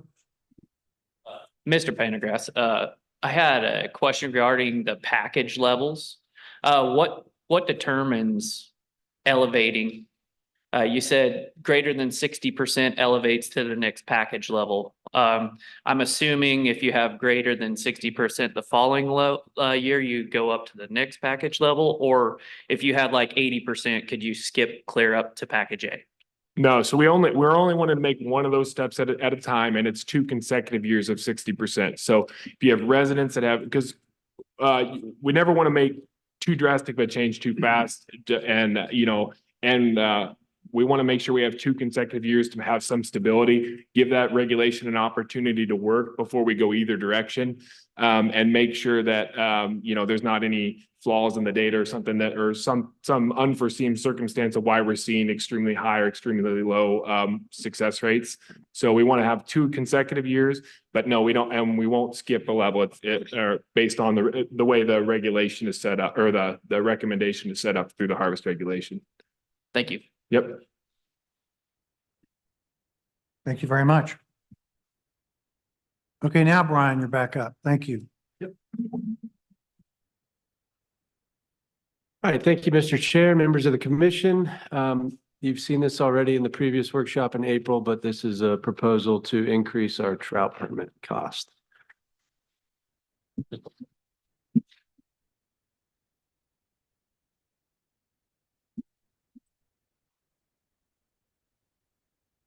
All right, so as you'll remember back in April, kind of those gaudy numbers of trout, just trout increases from our vendor, because again, we do not produce trout in our hatcheries due to the warm water nature of our surface waters.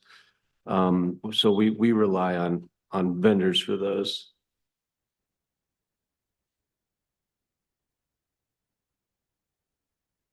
Yeah, okay, great. So there's the average price of trout since 2011 till 2023. So you can see what happened. We had a big spike in 2016 and another one here recently in 23. So they went from an average cost per trout of $1.57 in 2011 to $3.53 per fish in 2023. In black there, you can see from 2011 to 2023, the number of trout we stocked. So I mentioned that first increase in trout was around 2016, and the department responded by stocking less fish. And then so that kind of stabilized the program cost for a little bit, but it's gone up quite a bit since. And so we didn't want to decrease trout numbers significantly again because the program's really not sustainable if you keep doing that. Now, if the price of trout keeps going up, obviously some more difficult decisions are going to need to be made. But in red there, you can see the program cost. In 2011, it was just over $100,000, and now the program cost is upwards of $300,000.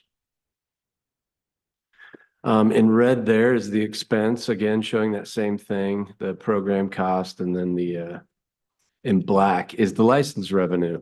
The license revenue, as you can see, remains pretty stagnant. We're not getting a whole lot more trout anglers, although we have some preliminary efforts for marketing this year that look pretty good. We are getting a few more licenses sold than we have been, so I'm anxious to see how we end the year just with those marketing efforts alone. But overall, the license revenue remains around $120,000, which at $12.50 a license, that's only $120,000 to $150,000 in revenue with a $280,000-$300,000 program cost. So something's got to give here, right? So this KAR 115.21, our proposal is to increase the trout permit cost from $12 to $17.50.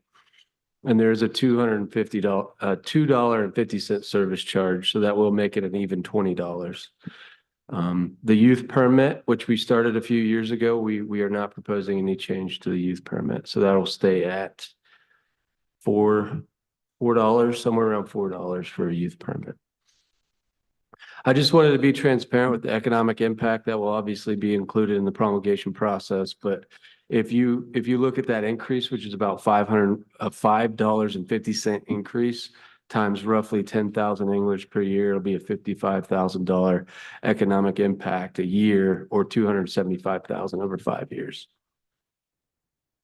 So what does this mean in terms of an angler going out? How many fish could he catch theoretically with that new cost? So what this graph shows is in 2011, keeping 5 trout theoretically cost $7.85. Whoops. And in 2023, it's $17.65. So that $17.50 mark, we didn't plan that perfectly to where it would equal about 5 fish, but it ended up that way. So that trout permit is theoretically good for 5 fish a year, which it's not great, but we stock a lot more than that. Just to give you an idea what that looks like. Any Thank you. questions? You brought this to us before. Seems to make sense to me. Does the commission have any comments on this or what Brian is talking about here? I think so. Thank you. I have a request, though. If the secretary, deputy secretary, and the commission's all right with it, I'd ask approval to move this forward in promulgation. I would accept that as a motion. I'd move. There a second? Commissioner Sill, second. Any discussion? All in favor, say aye. Aye. Any opposed? Thank you.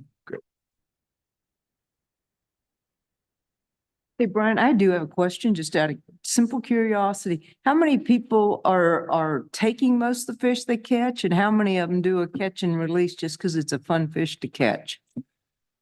Surprisingly, in the few wintertime creel surveys that we do, most of them are done in the March to October, but we do some wintertime creels.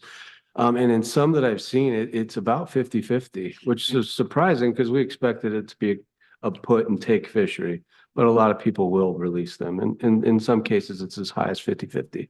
Okay, thanks. All right, next workshop. This was part of the general discussion in the April meeting, so this will be the first workshop for our fisheries regulations. Yep.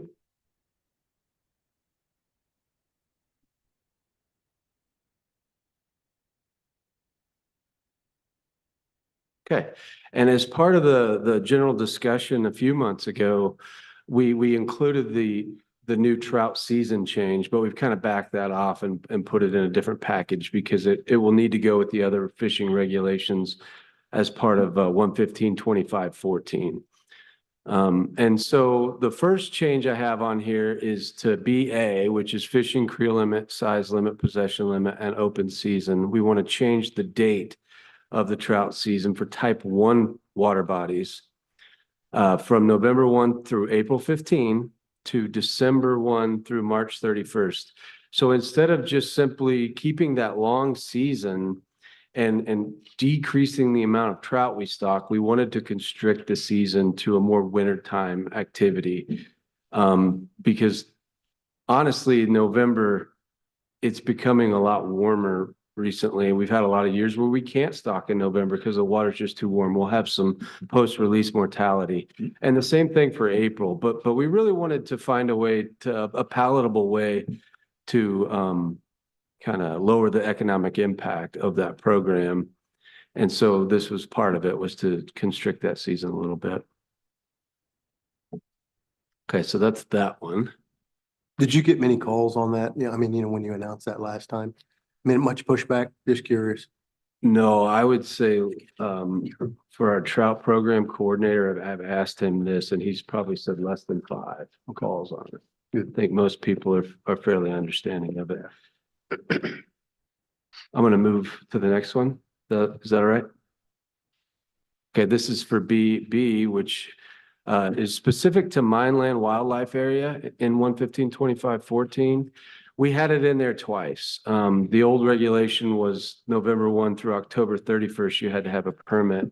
That was all year. We changed that and made the Mineland Wildlife Area Unit 30 one specific pit as a type 1 water. So it will follow within the new December 1 through March regulation instead of that yearly one.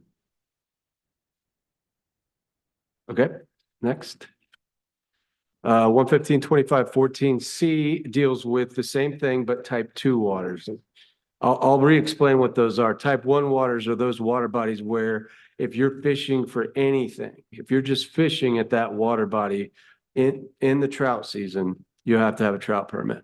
A type 2 water body, those lakes that are typically popular for other species in the winter, we call type 2 waters, and you have to specifically be fishing for trout or possessing trout to have that trout permit.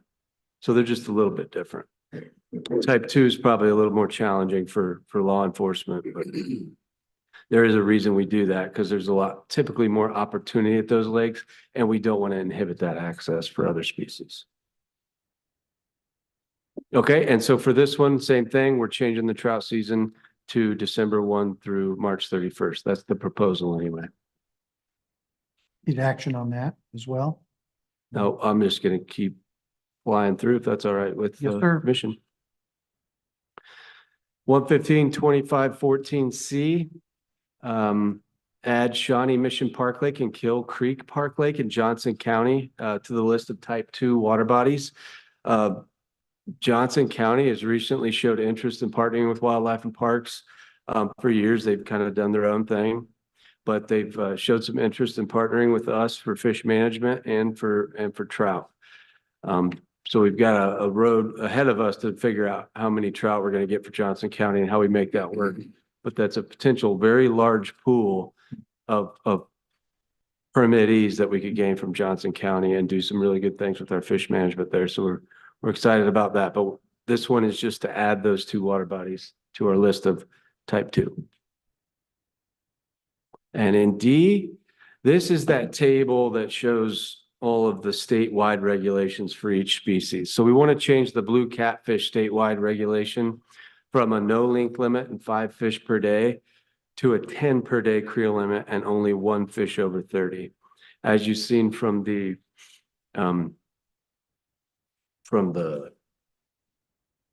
public hearing this morning, that we're moving a lot of lakes to that 10 per day, 1 over 30.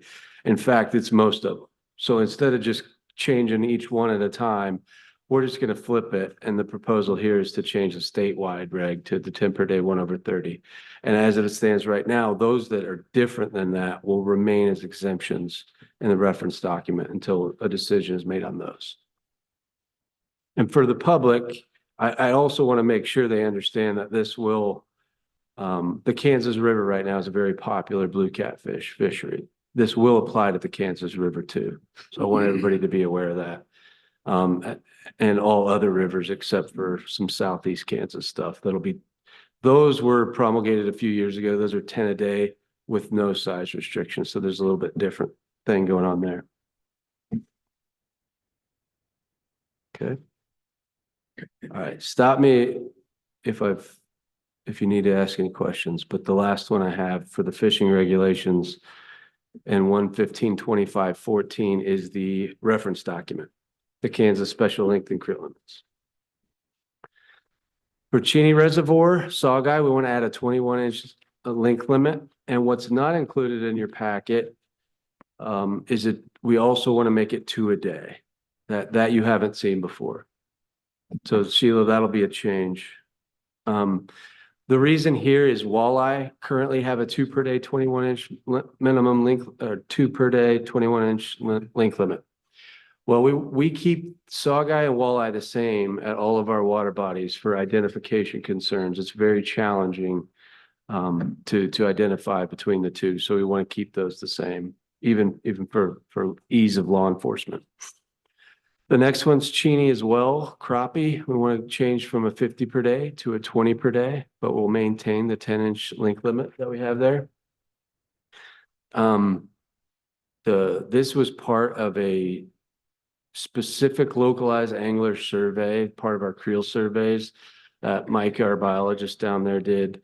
And he specifically asked this question, and it had almost 65-70% support for a 20 per day. So that's why we want to go to that one. Cheney Reservoir again, blue catfish. We want to remove the 5 per day, 31, so that it can become part of the new statewide limit, the 10 per day, 1/30. Same with Lovewell. Remove the 5 per day, 35-inch length limit on blue catfish there. It'll become part of the statewide. Marion County Lake, largemouth bass. We want to change that 13 to 18-inch protective slot to a statewide 15-inch minimum and 5 a day. Just a few more. Overbrook City Lake, channel catfish, change from a 2 a day and a 15 to a 5 a day, no length limit. So going a little bit more conservative there, or liberal there. Perry Reservoir, blue catfish, remove the 5 a day, 35-inch. It'll be part of the new statewide as well. Wilson Reservoir, same thing, except it had a slot, 2 per day, 32 to 40-inch slot at a fairly small population of slow growing fish. That's now changing. So now we want to have it part of the statewide reg. Sedgwick County Slough Creek, that's mentioned in the reference document with the trout season. So we wanted to make sure that date range was the same as the trout season date changes that we're making everywhere else. So change trout season date to December 1 through March 31st. Okay. Don't need anything from us? Well, I guess I'll ask if it's the only reason I'm asking this, we've generally discussed it once and we have a workshop, but it's been taking 8 to 14 months to promulgate. So do you think it needs another workshop before I ask, or can I ask to move it through to promulgation? I've gotten no feedback from the public one way or the other on it. I'd be comfortable moving forward if the commission is. Yes. Mr. Secretary, Deputy Secretary, sorry to spring this on you. It's just been taking so long to get through. I don't have. Dan, do we have to have 2 workshops? A question. Don't have to, the risk that you take, if you do get any comments, that would result in a change. And it's been started in the promulgation process, you gotta go back to the start. You can't make any changes. Correct. Once the promulgation process started, so that's the only risk, Brian. Okay, that happened to us last year and we didn't even take the risk. So it just happened because there was some clerical language errors. But there's no set number of times it needs to come to the commission before it starts the promulgation process, so. Okay, then I guess I will ask if you guys want to move it to promulgation. Opinion of the commission? Is there a motion? And you've had no comment. And I have not. John, have you received any? No? Okay. Brian, I guess I'd ask for some clarity. Are you asking for them to move forward on all these you presented or just specific?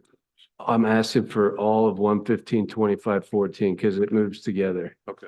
And the reasoning is just to get the clock started because it's Yeah. been taking so long. Yeah, it doesn't mean we can't get comment in there. Like Dan said, we can get comment throughout this whole process. It'll just set us back and that's risk. I think not a bad one. Worth it. Commissioner Sell, I'd move forward. I'll second. Okay. Any discussion from the commission? All in favor, say aye. Aye. Any opposed? Very good. Thank you. Brian, when this is completed, are all of these changes put on the website so people know these new? I think it's a great idea, but I'm actually not. You know, there's a lot of 100% changes sure. with a lot of different lakes and it's hard to keep up with that as a fisherman. And I was just curious if we had any methodology where we can let people know, you know, when you pull up to the lake before you get there. You know, I mean, we do in the regulation booklet. And Okay. it says it'll say new for 2025. Okay. And those will be listed on there specifically. So you know what the new ones are, and then you go through there and you can find all the water body regulations. But I don't think it's a bad idea to make those a little more public, social media, on the webpage, whatever. Where people know to go look for Yeah. changes. Yeah. Yeah, okay. Very good. Thank you, Brian. I'm actually gonna stay up here, sorry. Okay. Chris is out hopefully doing some funner stuff today. So I'm gonna give this for our aquatic invasive species coordinator. He gave a lot of detail on the history of our invasive carp program last time. I'll touch on that.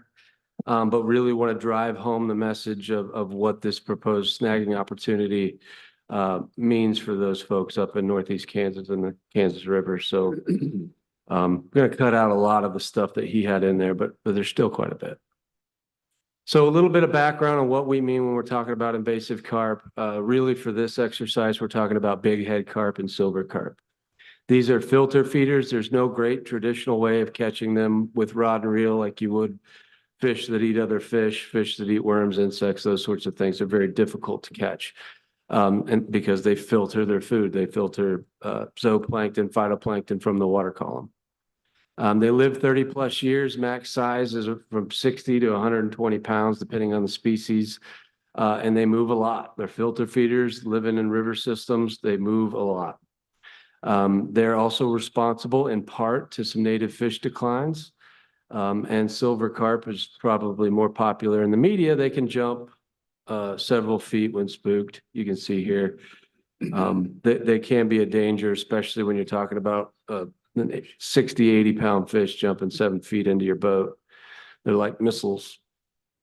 A little bit of background on invasive carp timeline in the Kansas River and in the U.S. In 1973, they were imported to Arkansas for aquaculture. This was to clean ponds. There was also grass carp to clean the vegetation, but they did do some big head carp and silver carp for cleaning those ponds, making them clearer, essentially. Invasive carp were found in the wild after that, 1975 and 1980, the first reproduction was documented. And as early as 1987, the first big head carp were found in the Kansas River. The first silver carp found in the Kansas River 4 years later in 1991. 1993, you'll remember, was a big flood year. The flooding allowed big head carp to migrate upstream over the Bowersock Dam.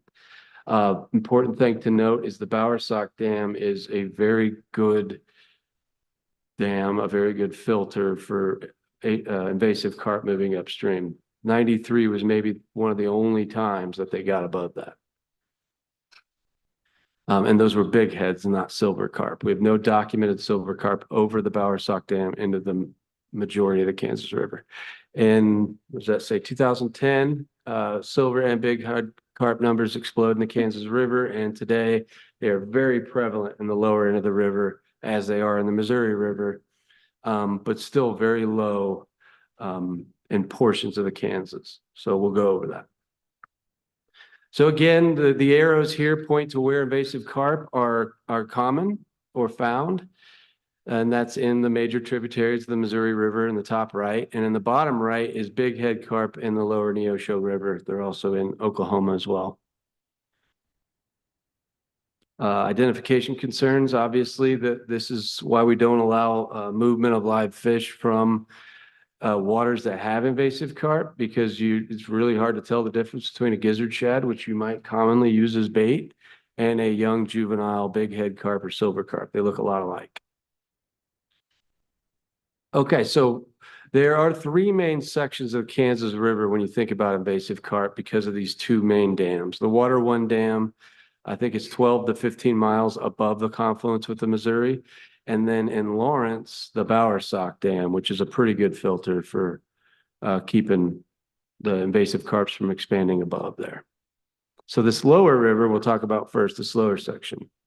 The Water One Dam at Edwardsville and below, those arrows are shown below to the confluence. This is what the population of silver carp look like there in that section. You've got good recruitment. You've got a lot of small fish. You've got a lot of, 2-year-old fish, 3-year-old fish, and you've got a good population of adults. So a really, dense population of various sized fish. Now moving up over the Water One Dam and below the Bowersock Dam is another segment. Like as I mentioned, it's difficult to get above the Bowersock. It's only happened maybe once, 1993. But they do get over the Water One Dam occasionally. I don't know if it's 20-year floods, 50-year floods, but they do make it over there occasionally. And so this segment's a little different. You don't have much recruitment at all. It's just these larger 24 to 30-inch fish that mostly dwell in that middle section. There's not as much recruitment. The population is not quite as robust and out of control as it is in the lower portion and the Missouri River proper. The upper end, again, that's above Bowersock. No silver carp are documented above there, but big head carp were after the 93 flood. They don't seem to be a huge problem. There's some isolated, larger, I'm talking 80-pound big head carp from that time frame. The Bowersock Dam, even though that it does provide really good protection from carp reaching the upper end, we do want to do more because those kind of floods could become more common with climate change and all that. So what we're looking at right now is working with the Bowersock Dam owners to create this headbanger design to keep those invasive carp from getting above. This is the most vulnerable point in the dam, is this outflow right here. And so I think that's a very low tech design, but it has been used elsewhere and should work pretty good for us. We're at the beginning stages of that. We're still looking for some funding, but looks to be moving along pretty good. So I mentioned that middle section seems to be fairly unique because there's not a lot of recruitment as there is in the lower water body. The density is a little bit less. It's just larger fish. And so we feel like we have a great opportunity to focus our carp removal efforts in that section of the river. And as we do it, every year we go back and we're finding out that the average size is getting larger and larger, which means we feel like we're keeping them from, we're lowering the numbers, and they're starting to get larger and larger with less recruitment. Over time, we think that population could be theoretically depleted. Whereas if we focus these efforts in the lower, it might be a futile effort in the lower section. So far, that's not even counting this year. We've removed about 70,000 pounds of invasive carp in that section between the Water One and the Bowersock. We also did a Kansas River survey in 2022. We surveyed 729 anglers. Most of those were from these three locations because access is very limited in the Kansas River. We have a lot of participants, about 80,000 angling trips annually in this 15-mile section, but there's only like 3 or 4 access points. So that kind of shows you where those surveys were taken, and they're kind of concentrated, but a lot of angling trips. In comparison, one of our most popular reservoirs, our largest reservoir, is Milford Reservoir at about 120 angling trips annually. And this section of the Kansas River at 80,000. We asked those users the importance of a invasive carp or their use of invasive carp. Most of them, the majority, use them as bait. So we knew there was some illegal take going on of those invasive carp because they're already using them as bait. There was a lot of negative impacts, but interestingly, 31% of all users targeted those carp, even though you can't catch them with traditional means. Snagging is currently illegal there, but 31% were trying to get their hands on them, whether that was for bait, consumption, or otherwise. And so the invasive species, the Aquatic Invasive Species Committee within the agency got together and they came up with this idea to maybe potentially allow snagging in the portion of the Kansas River where they're really thick, the lower portion. And so they wanted to go out there and kind of test the idea. How much bycatch are we going to get?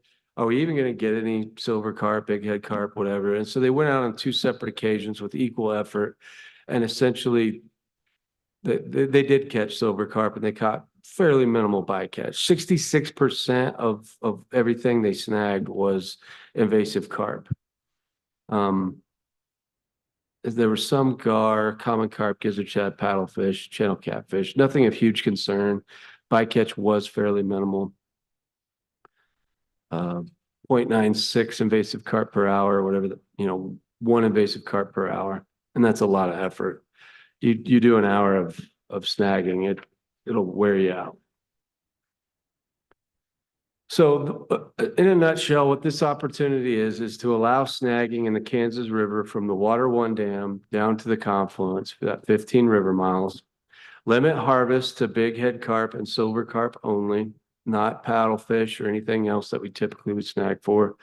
Require barbless hooks because from the research, we know that if you use a barbless hook with almost any species, they're going to have at least a 90% survival rate. Open year round, no special permit, just your standard fishing license, no creel or possession limit. And big head carp and silver carp may not be possessed alive, which is already a regulation. So it's that segment again, that one there.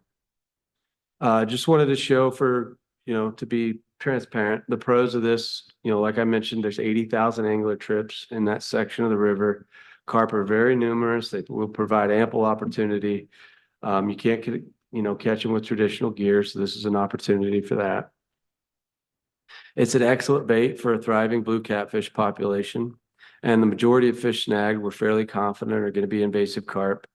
And one I didn't even add on there is this is a really good protein. I mean, this is a good fish, good eating, good protein for a very diverse population of anglers.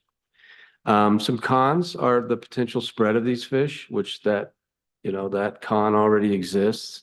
It's illegal to do so, but it may increase the potential. Bycatch of other species and littering of carcasses, which is littering. I mean, you could get written up for it. We are going to put signs out if we do move forward with this. So there's your pros, there's your cons, and that's kind of what we're looking at doing. How did we harvest out of there, that section?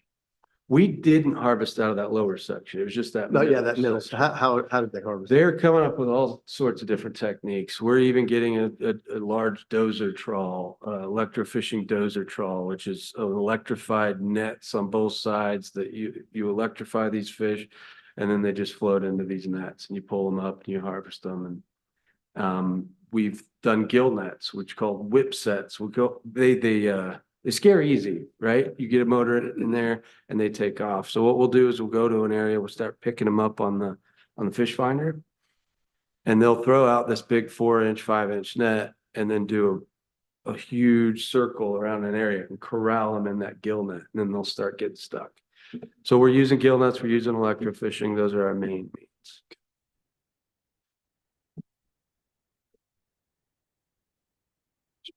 Question, where do you think the fish will go? I mean, if we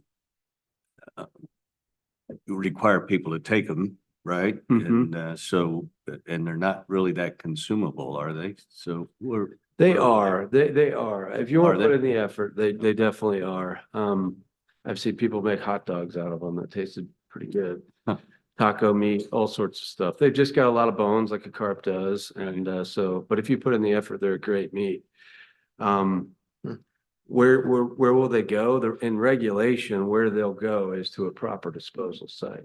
You have to take them dead. You cannot take them alive, and they have to be disposed of in a number, one or two ways. They can release them back in the river too. That'll be legal as well. Just not on the ground.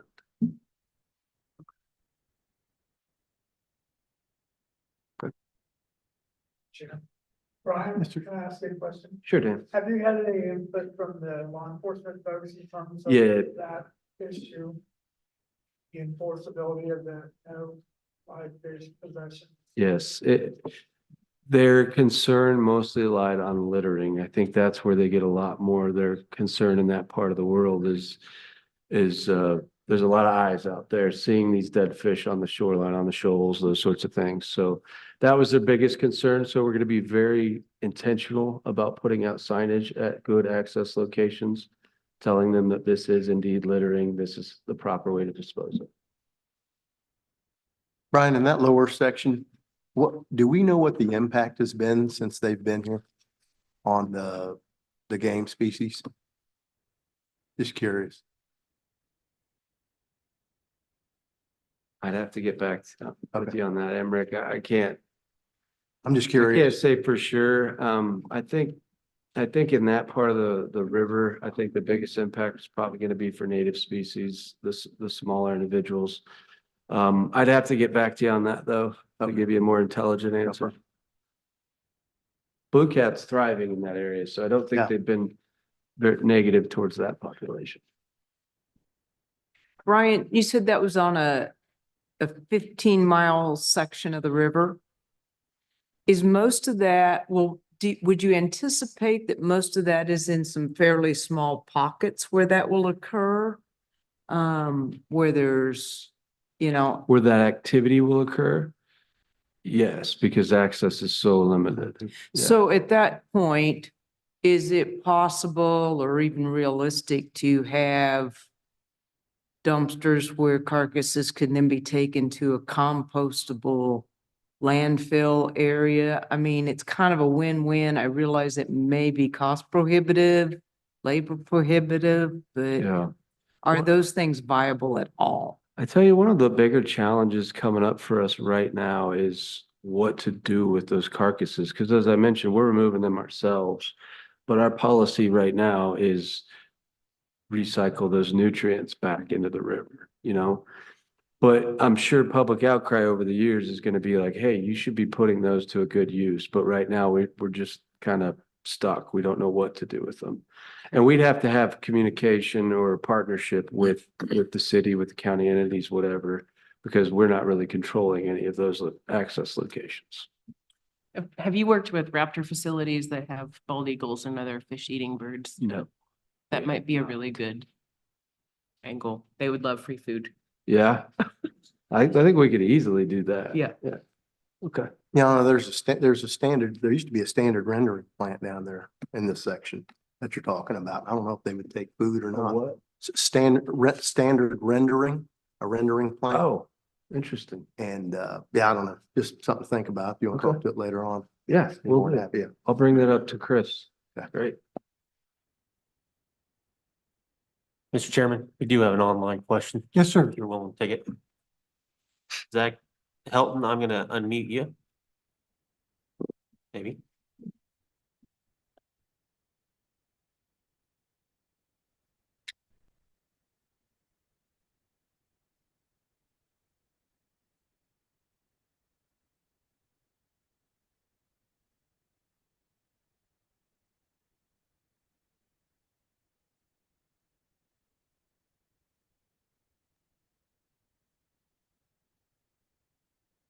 Coming off. It should ask you to come off mute, Zach, and then just click OK and you should be good.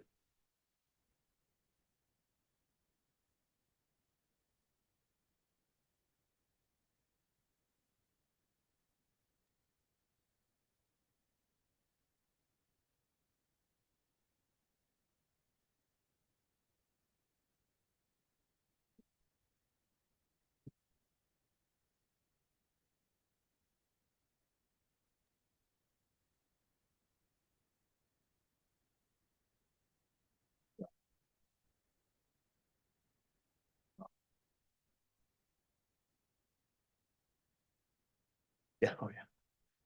Not a lot. Because it's. Species. There you go, Zach. You should be able to unmute yourself now.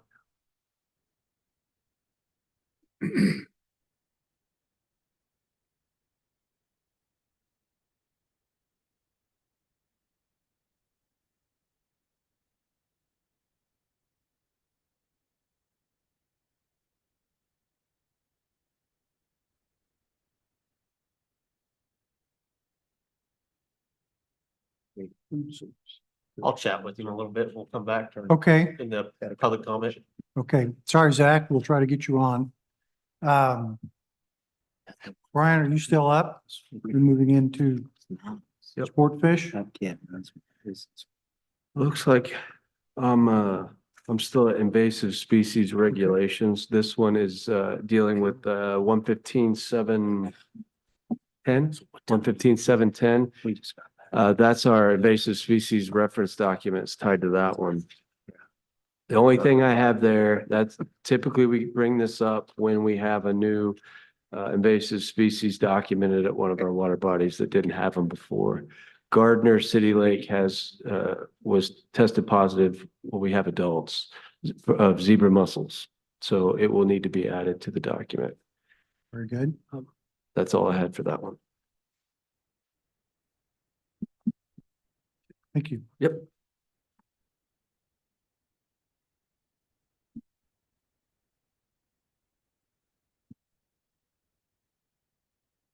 Nick Kramer, I believe, for sport fish versus non-sport fish regulations.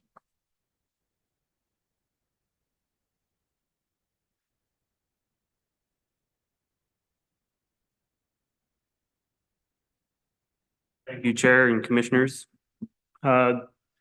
This is a little briefer of a presentation than what I gave in the April meeting. But if you need me to elaborate on anything, or if the public has any questions, I still have all those slides hidden, and I can have Jason navigate to those if there's any questions about specifics. So this is on the agenda is sport fish versus non-sport fish regulations.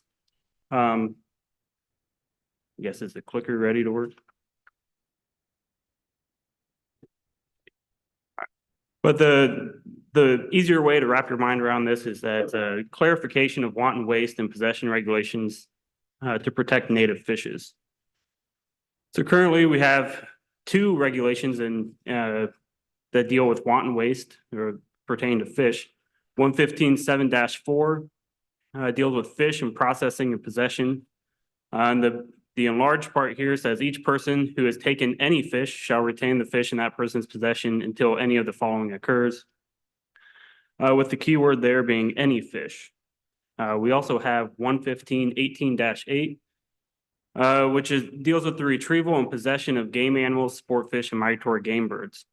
For some reason, before my time, sport fish was added to this in 2003. And then this enlarged section B says each game animal, sport fish, or migratory game bird retrieved shall be retained until any of the following occurs. So you can see how there might be some confusion as to what wanton waste applies to in fish. We have two different regulations that deal with wanton waste and possession. One applies to any fish and one applies to sport fish.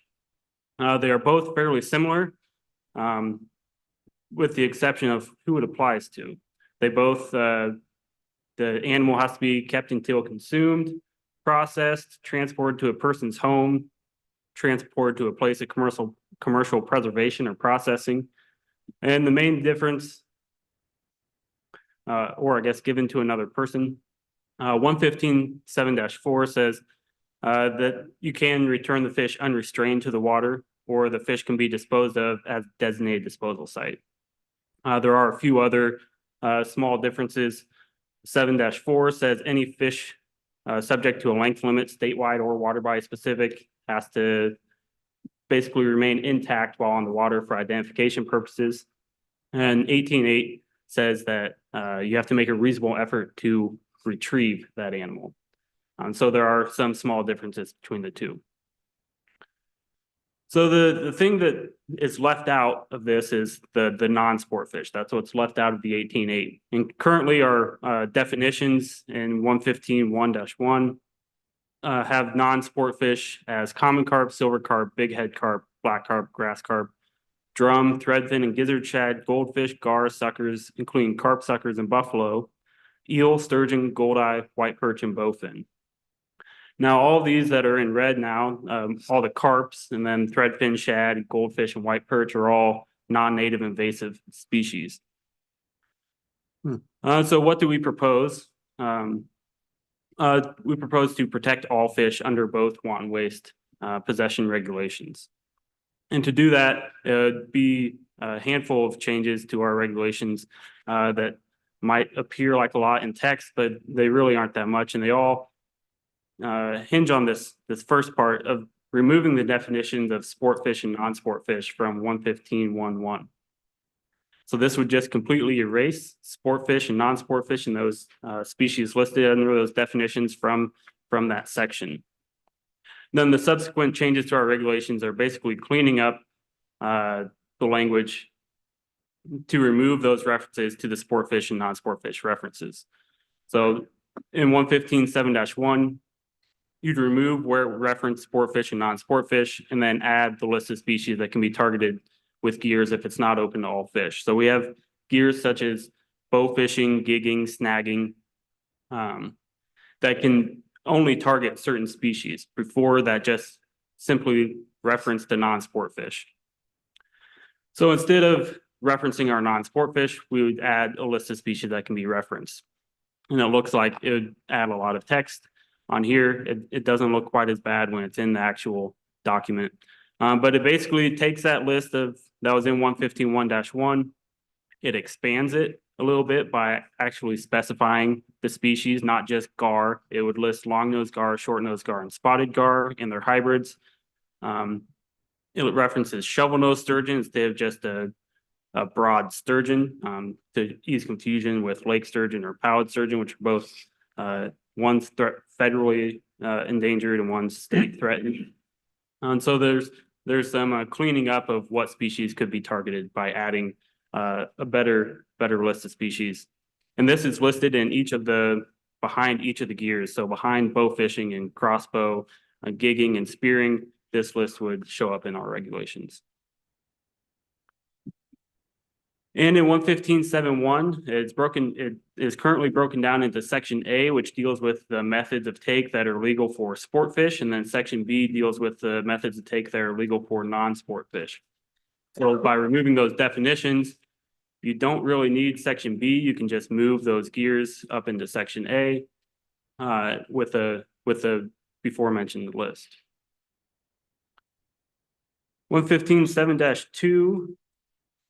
I guess I've forgotten what that exactly applies to without looking at my notes, but it again deals with, we remove the sport fish and non-sport fish references, and then we add the list of species that can be snagged in those waters. So 115.7-2 deals with fishing, its general provisions. It talks this specifically talks about snagging of paddlefish and what waters are open. So it would remove the sport and non-sport language because you can snag for non-sport fish with a paddlefish snagging permit. So remove those references, add in that you can snag that before mentioned list of species while snagging for paddlefish. And then we get into the first of our wanton waste regulations, 115.7.4. Again, we'd remove that sport and non-sport fish references. And then we added that common carp and prohibited species, there's a list of prohibited species defined in our regulations currently, that those species could be returned dead to the water from which they were taken. So those species, the prohibited species in common carp, don't need to be kept in possession until consumed, processed, or given to another person, etc. They can be killed or euthanized and returned to the water. Same thing with 115.18-8. Another thing in 115.18.8 was there was a line that said nothing in this subsection shall prohibit the catch and release of live sport fish. And this was one that we may have the most discussion about how to change that. And we settled on nothing in this subsection shall prohibit the catch and release of live fish caught using hook and line, trout lines, set lines, tip ups, hand fishing, snagging, and float lines. That does exclude some gears, bow fishing with a bow and arrow or a crossbow, gigging and spearing. That's mostly because of the results of the Oklahoma study that I presented at the last meeting that found 83% mortality from those gears within 48 or 72 hours. So there's high mortality with those gears that have a larger penetrating diameter. And so we decided to exclude those from the list of gears that it is legal to release fish. So any gear shot while bow fish or any fish shot while bow fishing would have to be kept and follow the possession guidelines. And that is all I have to present at this first workshop. We have questions for Nick from the commission. I had a gentleman call from Bow Fishing Association and said, hey, is there anything affecting us? And I just want to verify that what I am understanding, so when I call him back, this does not limit them in their take. It makes them responsible for what happens with those fish. Does that increase their access to sport fish? No. What have been called sport fish? The list of species that they would be able to keep or target is really no different. The only thing that was left off the list was bowfin. I don't think anyone's seen a bowfin in Kansas in decades. So if anything, it provides them more guidance of what they can shoot, more specific information more specific information on what species they can shoot. Okay, so it is not limiting them. It is providing some expectations of responsibility and how they care for it. Yep. Okay. So that it's not limiting their access. It's just they have to keep what they catch and follow the possession guidelines. Gotcha. Thank you. Further questions? Thank you, Nick. Thank you. Appreciate it.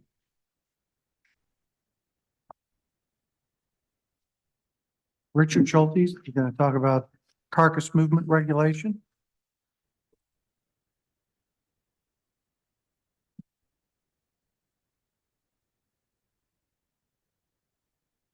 Thank you very much, Mr. Chairman and Commissioners. Doing some pinch hitting today for Levi. He would normally cover this regulation on our carcass movement regulation, which is something that's been in front of the commission for quite some time. Essentially, we continue to assess and develop the language included in this regulation. There's a lot of subtlety in there, especially for the within state movement restrictions that will allow for an effective regulation that limits undue burden to our constituents, but then still accomplishes what we're trying to with this regulation. So we appreciate the patience of the commission as we work through that process in regulation. And what I have in here from the briefing book, of course, is just what we've used in the past, and we continue to develop and refine that language. So it'll certainly be different when it comes to you in a more final form. So I just wanted to, we're keeping it on the agenda, keeping it in the program because we do intend to consider some language changes, but we appreciate the input from both the commission that you've provided as well as the public. And we'd like to continue that process if possible. And with that, I'm happy to answer any questions. Very good. Anyone have questions today? Are legally taken deer more effective than illegally taken deer? This applies only to legally taken deer. So people can poach and it's okay to transport those. Just something to think about. Okay. Maybe you have a quick answer, but why does this apply only to legally taken deer? And then the other question I had, skulls cleaned of all muscle, skull plates cleaned of all muscle and brain tissue, teeth or lower mandibles with all muscle tissue removed. One of my concerns is as we look at it, making this the least cumbersome to people. The hides can have muscle, but those pieces can't. Muscle is not an effective tissue, not as an effective tissue. I understand having brain tissue and nerve tissue removed, but why are we going to make them nitpick about supraorbital muscle? Sure. Yeah. on a skull plate, but a piece of backstrap on the hide is okay. So just another thing that I continue to observe as I look at it. I question that piece or have questions about it. Absolutely, for sure. Those two things. Thank you, and especially for, from the skull component, I think we continue to develop what seems like an effective regulation to define a clean skull, right? And trying to try and avoid movement of those highly contagious, highly affected tissues while still being effective at the same time. So thank you very much. I appreciate that input. Further questions, comments? It's a little off topic, but any update on the rapid response test? Yeah, we just actually, as part of our discussion last week, I guess we talked a little bit about it, and I think there's nothing of note at this point to say like, hey, we're 6 months away. That research continues, and there are significant resources at a national level focusing on funding CWD research, both in Kansas and elsewhere. And one of those, actually more than one of those projects, is specifically developing some of those techniques and what seems to have some promise, making them economically feasible and applied at a landscape scale for everyone. There is certainly some promise there with the techniques, but I can't say with confidence that we're within a year of having that available. But certainly that is a goal of a lot of people nationally and internationally, really at this point, is trying to make sure we have something in the hands of a hunter who can determine that on the spot, which would help a lot with a lot of the things we're struggling with right now as an agency for sure. Yeah, so that research is continuing, but nothing that I feel confident to say we're this far away at this point, but. Thanks. Thank you. Thank you. Item 7, pending regulations, legal counsel, Dan? Thank you, Mr. Chair. There are 7 regulations that are in this category, and just as a little refresher for anyone that might not be familiar, we typically designate regulations as pending if they've been authorized by the commission for promulgation. And this is where we keep them on the agenda so they don't fall off the agenda and out of everyone's view while they're in the promulgation process. We're waiting for some phase of that. Of the 7, the first on the list, 11530-4, which is a boating regulation that deals with fire extinguishers, will be coming to the August commission meeting for a public hearing. 115-2-3, which deals with camping fees, is at the Office of Budget right now. So it's nearing, hopefully, the end of the promulgation process, and we'll be heading into the public notice phase of the process and then coming back to the commission after that. KR 115-8-1 is a public lands reference document that is kind of on hold at this point because of some changes in some of the related issues to that one. So it's kind of hard to this point. 115-8-26 is the non-resident waterfowl regulation. That one is currently at the AG's office. So it's about midway or slightly farther in the promulgation process at this time. 115-4-4 is a big game hunting regulation. It's also at the AG's office. 115-25-8 is the elk regulation. It's also at the AG's office. And 115-25-9A is a regulation that sets the deer seasons on the military installations. And that one is also at the Attorney General's office. One thing that I should also mention for anybody who's not aware, another significant legislative development that relates to the regulatory promulgation process was House Bill 2648. And to keep it very brief, what that bill basically did, it requires the Director of Budget to determine the cost of compliance for all regulations beginning July 1. And it also limits the amount of compliance costs that any regulation can be found to have and still be acceptable as a regulation. And that limit is $200,000 a year or cumulative $1 billion over 5 years. That bill is going to have a significant impact on a lot of regulations. In fact, it'll probably slow down the process for all regulations and obviously create a significant impediment in terms of regulations that have an economic impact and probably I anticipate some real contention in terms of application of the definition of cost of compliance also. The $200,000 economic impact is significant because the bill basically says that any regulation that exceeds compliant costs of that amount is prohibited, and that change would have to be done in the form of a statutory change rather than an administrative regulation. So it's going to be a significant change, no doubt. Anybody have any questions on any of that? Does not appear so. Well, we're back to the point in time where we have general public comment again. If people have had second thoughts about a missed opportunity earlier in the day, they're welcome to come back and take another stab at this. Any public comments? Mr. Chair, let's try Zach again. Okay, we've got him back. Great. Zach, I'm gonna ask you to unmute and you should be able to unmute yourself. Okay, can you hear me now? Yes. Welcome, Zach. Oh, thank you. Hi, my name is Zach Helton. I'm from up here around the Kansas City area, and I have some questions about the silver carp big head snagging rules and stuff.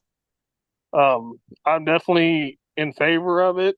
I spent a lot of time down around Grand, and I've seen the big head carp, and we've caught a lot of them. I worked with the biologist down there.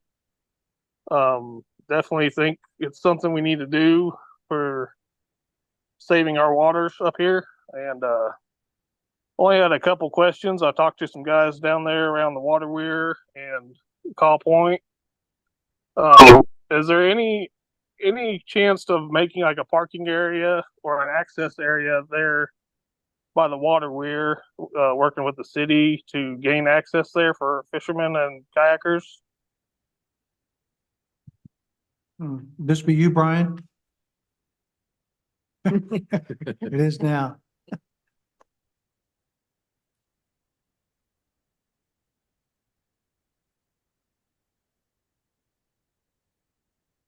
Yep, appreciate the question. Brian Sowers, Fisheries Division Director. This has come up a lot as I tried to emphasize that fact that there is only 3 access points. And even some of those are treacherous. So this is something we're working with. We've been in conversations with Don Bueller at the Friends of the Caw. Is that right? Friends of the Caw. And so we're in preliminary stages there, but we're trying to get more access because the reality is that survey really shined light on the amount of angling activity that goes on there. So it's definitely something we're in the preliminary stages of looking at improving access. Okay, and I had one more question. Has there been any research along the Spring River down in southeast Kansas where the Neosho and stuff with the big head carp coming out of Grand, coming up in the Neosho? Has there been any ideas of checking along the Spring River to make sure they're not getting up into Kansas there? I do not know of any efforts. We do stream surveys in the Spring River. Obviously, the majority of that, I believe, is in Missouri. We only have a small section here, but I'm not aware. Darren, do you know anything you guys are doing in the spring?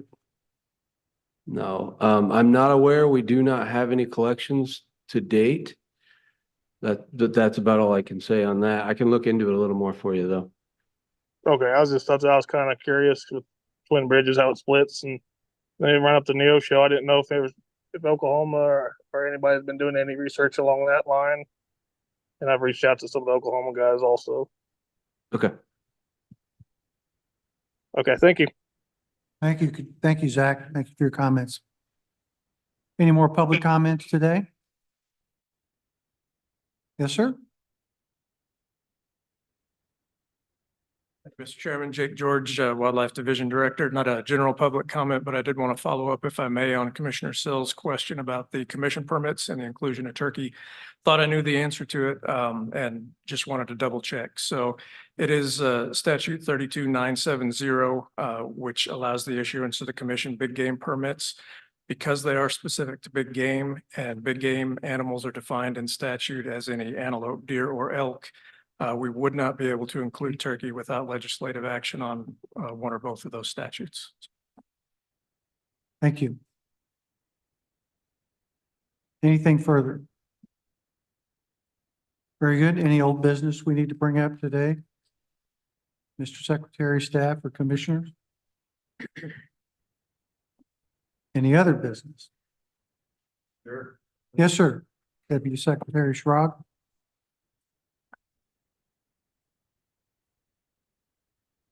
Thank you, Mr. Chairman. Commissioner Stuart Schrag, Deputy Secretary out of Pratt.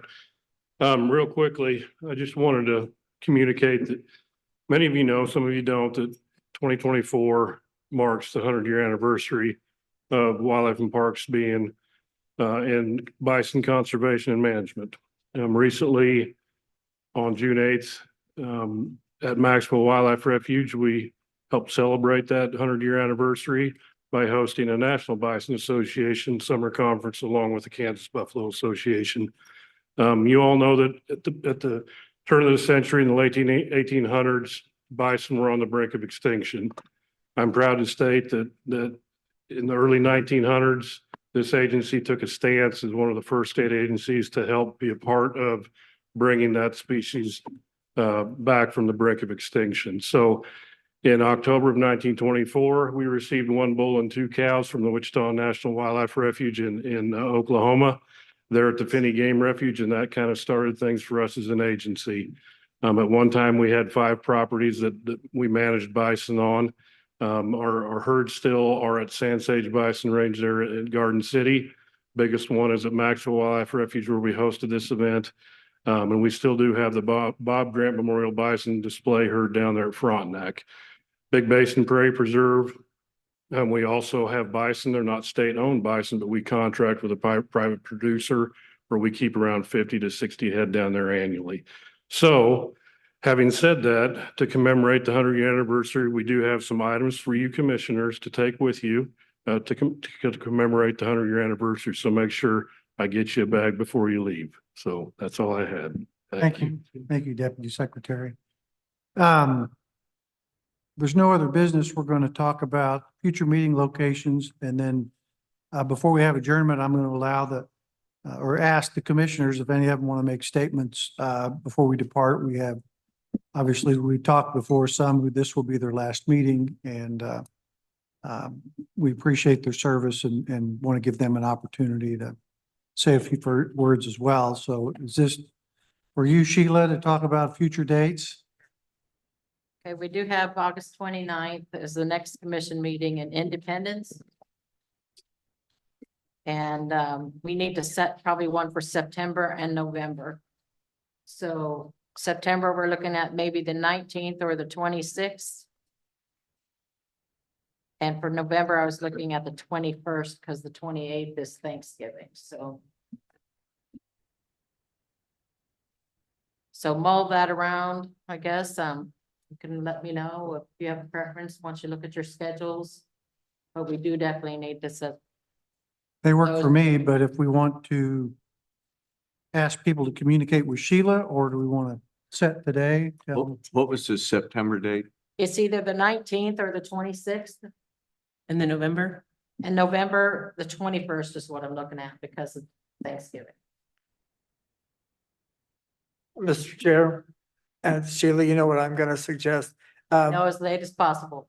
Given the choice between any 2 dates, the later in the month is usually reg friendly in terms of promulgation, because it's not unusual for us to be down to counting days in terms of the notice period before we can have a public hearing. So I would always be an advocate for the later date. The 26th. Yeah. Okay. Well, we have some new commissioners coming on and, Yes, we will. we need to consider Their schedule their calendars, but, perhaps we set tentatively 26th and Percept- work on, the 26th and then, okay. Also, where's that? we may be thinking of locations, so. I like this one. You like this one? You don't want to see Dr. Russell? Well, that'd be okay. Sheila, that was September 26th. Yes, I know I have a conflict on. you do have one for that, okay. So we will work on that and work with the new commission too, and so, Very good. We'll have tentative date there, but we'll work with the secretary, see if we need to amend. right. Well, I hope we'll have some conversations before that August 29th meeting, once the new commissioners are appointed July 1. So I hope we'll have some conversations in there about how we're gonna handle some of this, Very good. okay? All right, Thank you, Sheila. Commissioner, comments from the commission and closing remarks. Yes, I'd like to thank the commission and staff for the opportunity to work with the Kansas Department of Wildlife Parks. It's been a pleasure to learn everything that I've learned. You guys are top notch. You've been very helpful when I've had questions, and it's been a very educational part in this time of my life. So thank you for the opportunity, and I hope that I have given what was asked of me to help the state and the Wildlife and Parks Commission for everything they'd asked me to do. So I think protecting the wildlife and the parks was what we were asked to do. And I think we made those votes and made those decisions on behalf of the information that the staff has provided. And we looked at the wildlife that's out there and made sure that we protected them to the best of our ability and what made sense for us to do. So on behalf of me and my family, I thank you for the opportunity, and I look forward to being able to use the parks and go out and hunt wildlife in the future. Keep up the good work. Thank you. Yeah, I've been here 6 years and I've learned way more than I imagined I would. I think I've worked 6 years on this non-resident waterfowl reg that still we haven't got through. So don't forget me in a couple months when it's time to vote, that you vote correctly, because I think it's important to the state that we get this taken care of. So thank you guys. I appreciate it. I appreciate, and I want to say thank you to Governor Kelly. I'm about as average as they come. My husband's a teacher. I work for our public school system. We don't come from money, and the thought of me ever having an ability to, or the opportunity to serve on this commission was the farthest thing from my mind. So I appreciate very much her appointment and her trust in me over the last 5 years. I really didn't want to do this. I care so much about our resources, and I'm so appreciative of all of you staff. You know, the public thinks you know something about plants and animals. The reality is your mechanics, your heavy equipment operators, your educators, your negotiators. Some of you have to take on sometimes and willingly take on a role of law enforcement. And these things are all necessary. But the public has no idea the breadth of what you do. Law enforcement, what we do up here and what the rest of the staff does would be largely irrelevant irrelevant if you weren't out there to enforce the rules, the regulation, the statutes that are in place. Our parks people, I can't imagine what it's like to deal with people in a park on Saturday night. I just, the patience, the good judgment, the self-control that you all have just blows my mind sometimes. So, it is with ongoing appreciation that I ask you to continue to dedicate your lives to our natural resources, to our state, so that people like me can continue to hunt, to fish, to enjoy our parks and our public lands, because you are my heroes. It wouldn't be possible without you. So thank you. And to my fellow commissioners, it's been a blast to get to know you, so thank you. Well, I'd just say we're losing a tremendous amount of knowledge and passion and common sense.